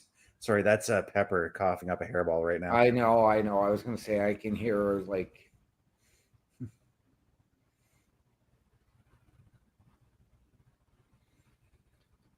And the Hardys, as you see, do carry 2 sets of tag titles, one set being the TNA Tag Team Championships, the other being the Fourth Rope tag team championships. Okay, I'm gonna have to look up Fourth Row at some point. I believe it was Slammiversary. They had a 6-man tag with Fourth Rope against 3 members. Oh, against Mance Warner, Steve Macklin, and Jake something. And Fourth Rope had their representatives, Enzo, their world heavyweight champion, one Zilla Fatu. Oh, I saw that match. I saw that one. And I can't remember who the third man was. And we're getting Trick Williams again? Yeah, what's this about? I thought this was going to be the end of the show here. So did I, but I am intrigued. But we got Train Gold, our Train God, coming in saying Logan Paul is the best wrestler in the world right now. Let's agree to disagree on that one. Logan Paul is good, but he's not the best in the world. No, he is not the best in the world, but Train God, I have gone on record. Mr. Best has tried to put me in timeout for this, but I will say this. Logan Paul is still 100% better than The Rock, both in the ring and on the mic. I'm kind of making a turn on that right now, kind of. But I still don't like despise The Rock or hate anything he's done. Because I do find myself when I go back and I watch like a Raw from the Attitude Era and I'm like, oh, The Rock's coming out. I still find myself being enthralled by what he has to say or what he's going to do.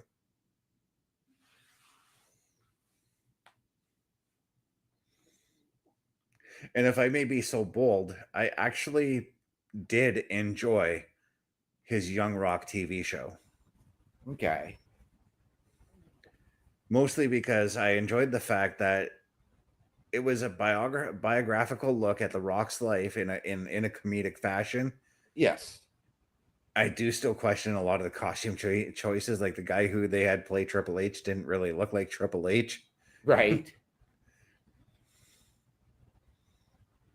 But it's neither here nor there. It was I enjoyed the show, so. Right. And I remember it was, I want to say Boy Meets World, where The Rock came out portraying his dad. That 70s show. That 70s show, yes. Boy Meets World was Vader and Jake the Snake Roberts. Yes. Vader played one of the characters' dad. I don't know too much about Boy Meets World, but I know that he played one of the characters' dad on the show. Yes, he played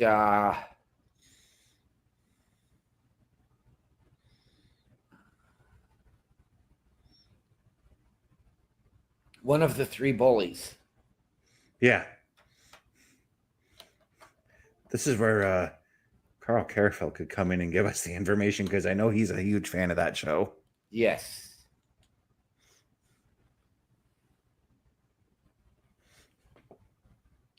My light just quit on me. Oh, there it goes. Uh-oh.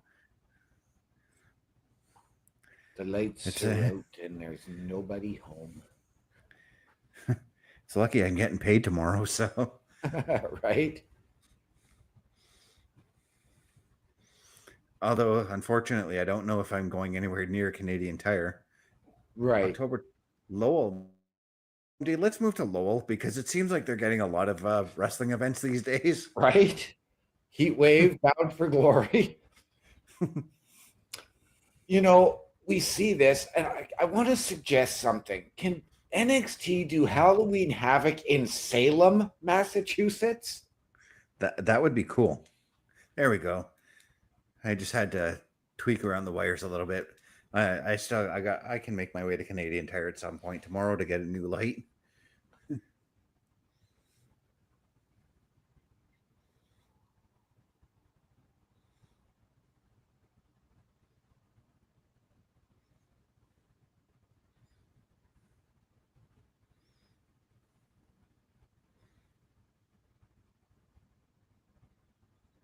I'm actually surprised, and I don't know if TNA actually does this, but do they not sometimes announce what to expect for matches next week? Yes, which is actually, I think, what they just did there. Oh, I didn't hear it. All I saw was highlights. Yes. Plus, you will see it during their Oh, commercials during the week on Sportsnet 360 as we are watching it. so this must be Trick's lawyer coming out right now. Yes. And I'm actually not watching on 360. I'm watching on the Sportsnet app Oh, okay. because I don't have 360. All right. Well, Trick has the mic. Let's listen in.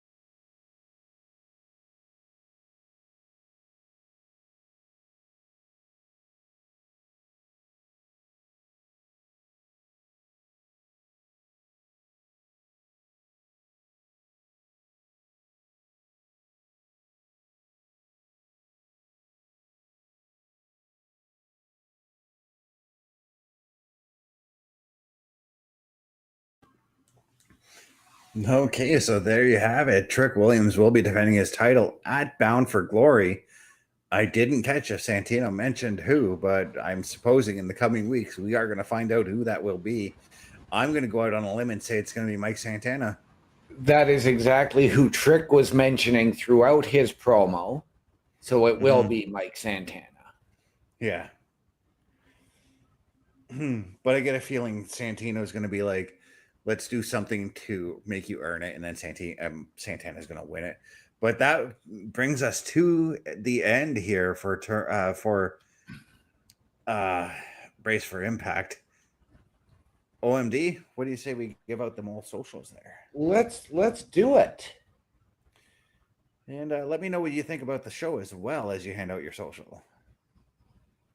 Fantastic show. Like I said, when I came in, and I know I do the run in here on Brace for Impact, to get Trick Williams in our opening match with AJ Francis versus Mike Santana and Steve Macklin.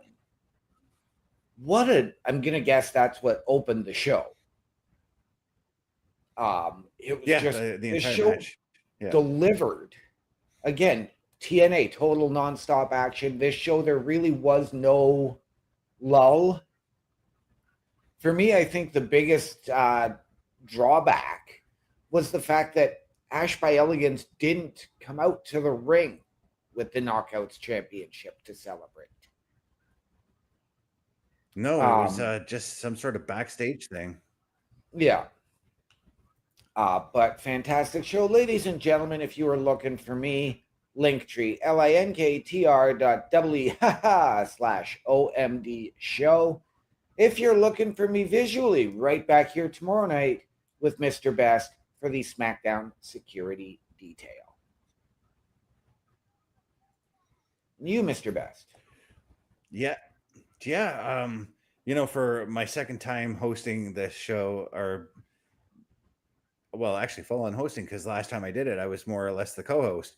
Right. Thank you, Bubba, for giving me this opportunity. Thank you, OMD, for joining me. But for this show, I was looking forward to the Iconics, the Inspiration match, and they did not disappoint, and I want more of that. Right. So, and we talked about the idea of them possibly taking on Charlotte and Alexa over on the WWE side, and I wouldn't mind if that happened. And I'm looking forward to more of what we can see out of the Knockouts tag team division in the coming weeks. Yeah. But if you want to find me at you can.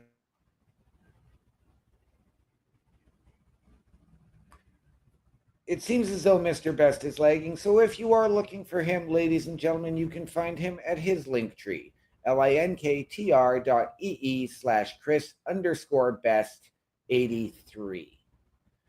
With that being said, ladies and gentlemen, it is time for us to bid you a fond adieu. So, ladies and gentlemen, please remember, the world is better with you in it. From all of us here at the Turnbuckle Affiliation Program and Turnbuckle Studios, to those of you out there wherever you are, good night, good luck, we out.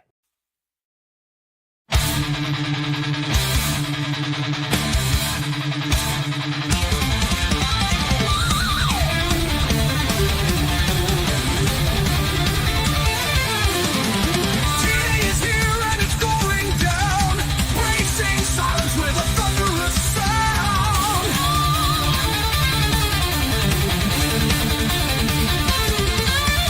Bubba, Duke, Geno, and D call the shots. Bursting action just like bleeding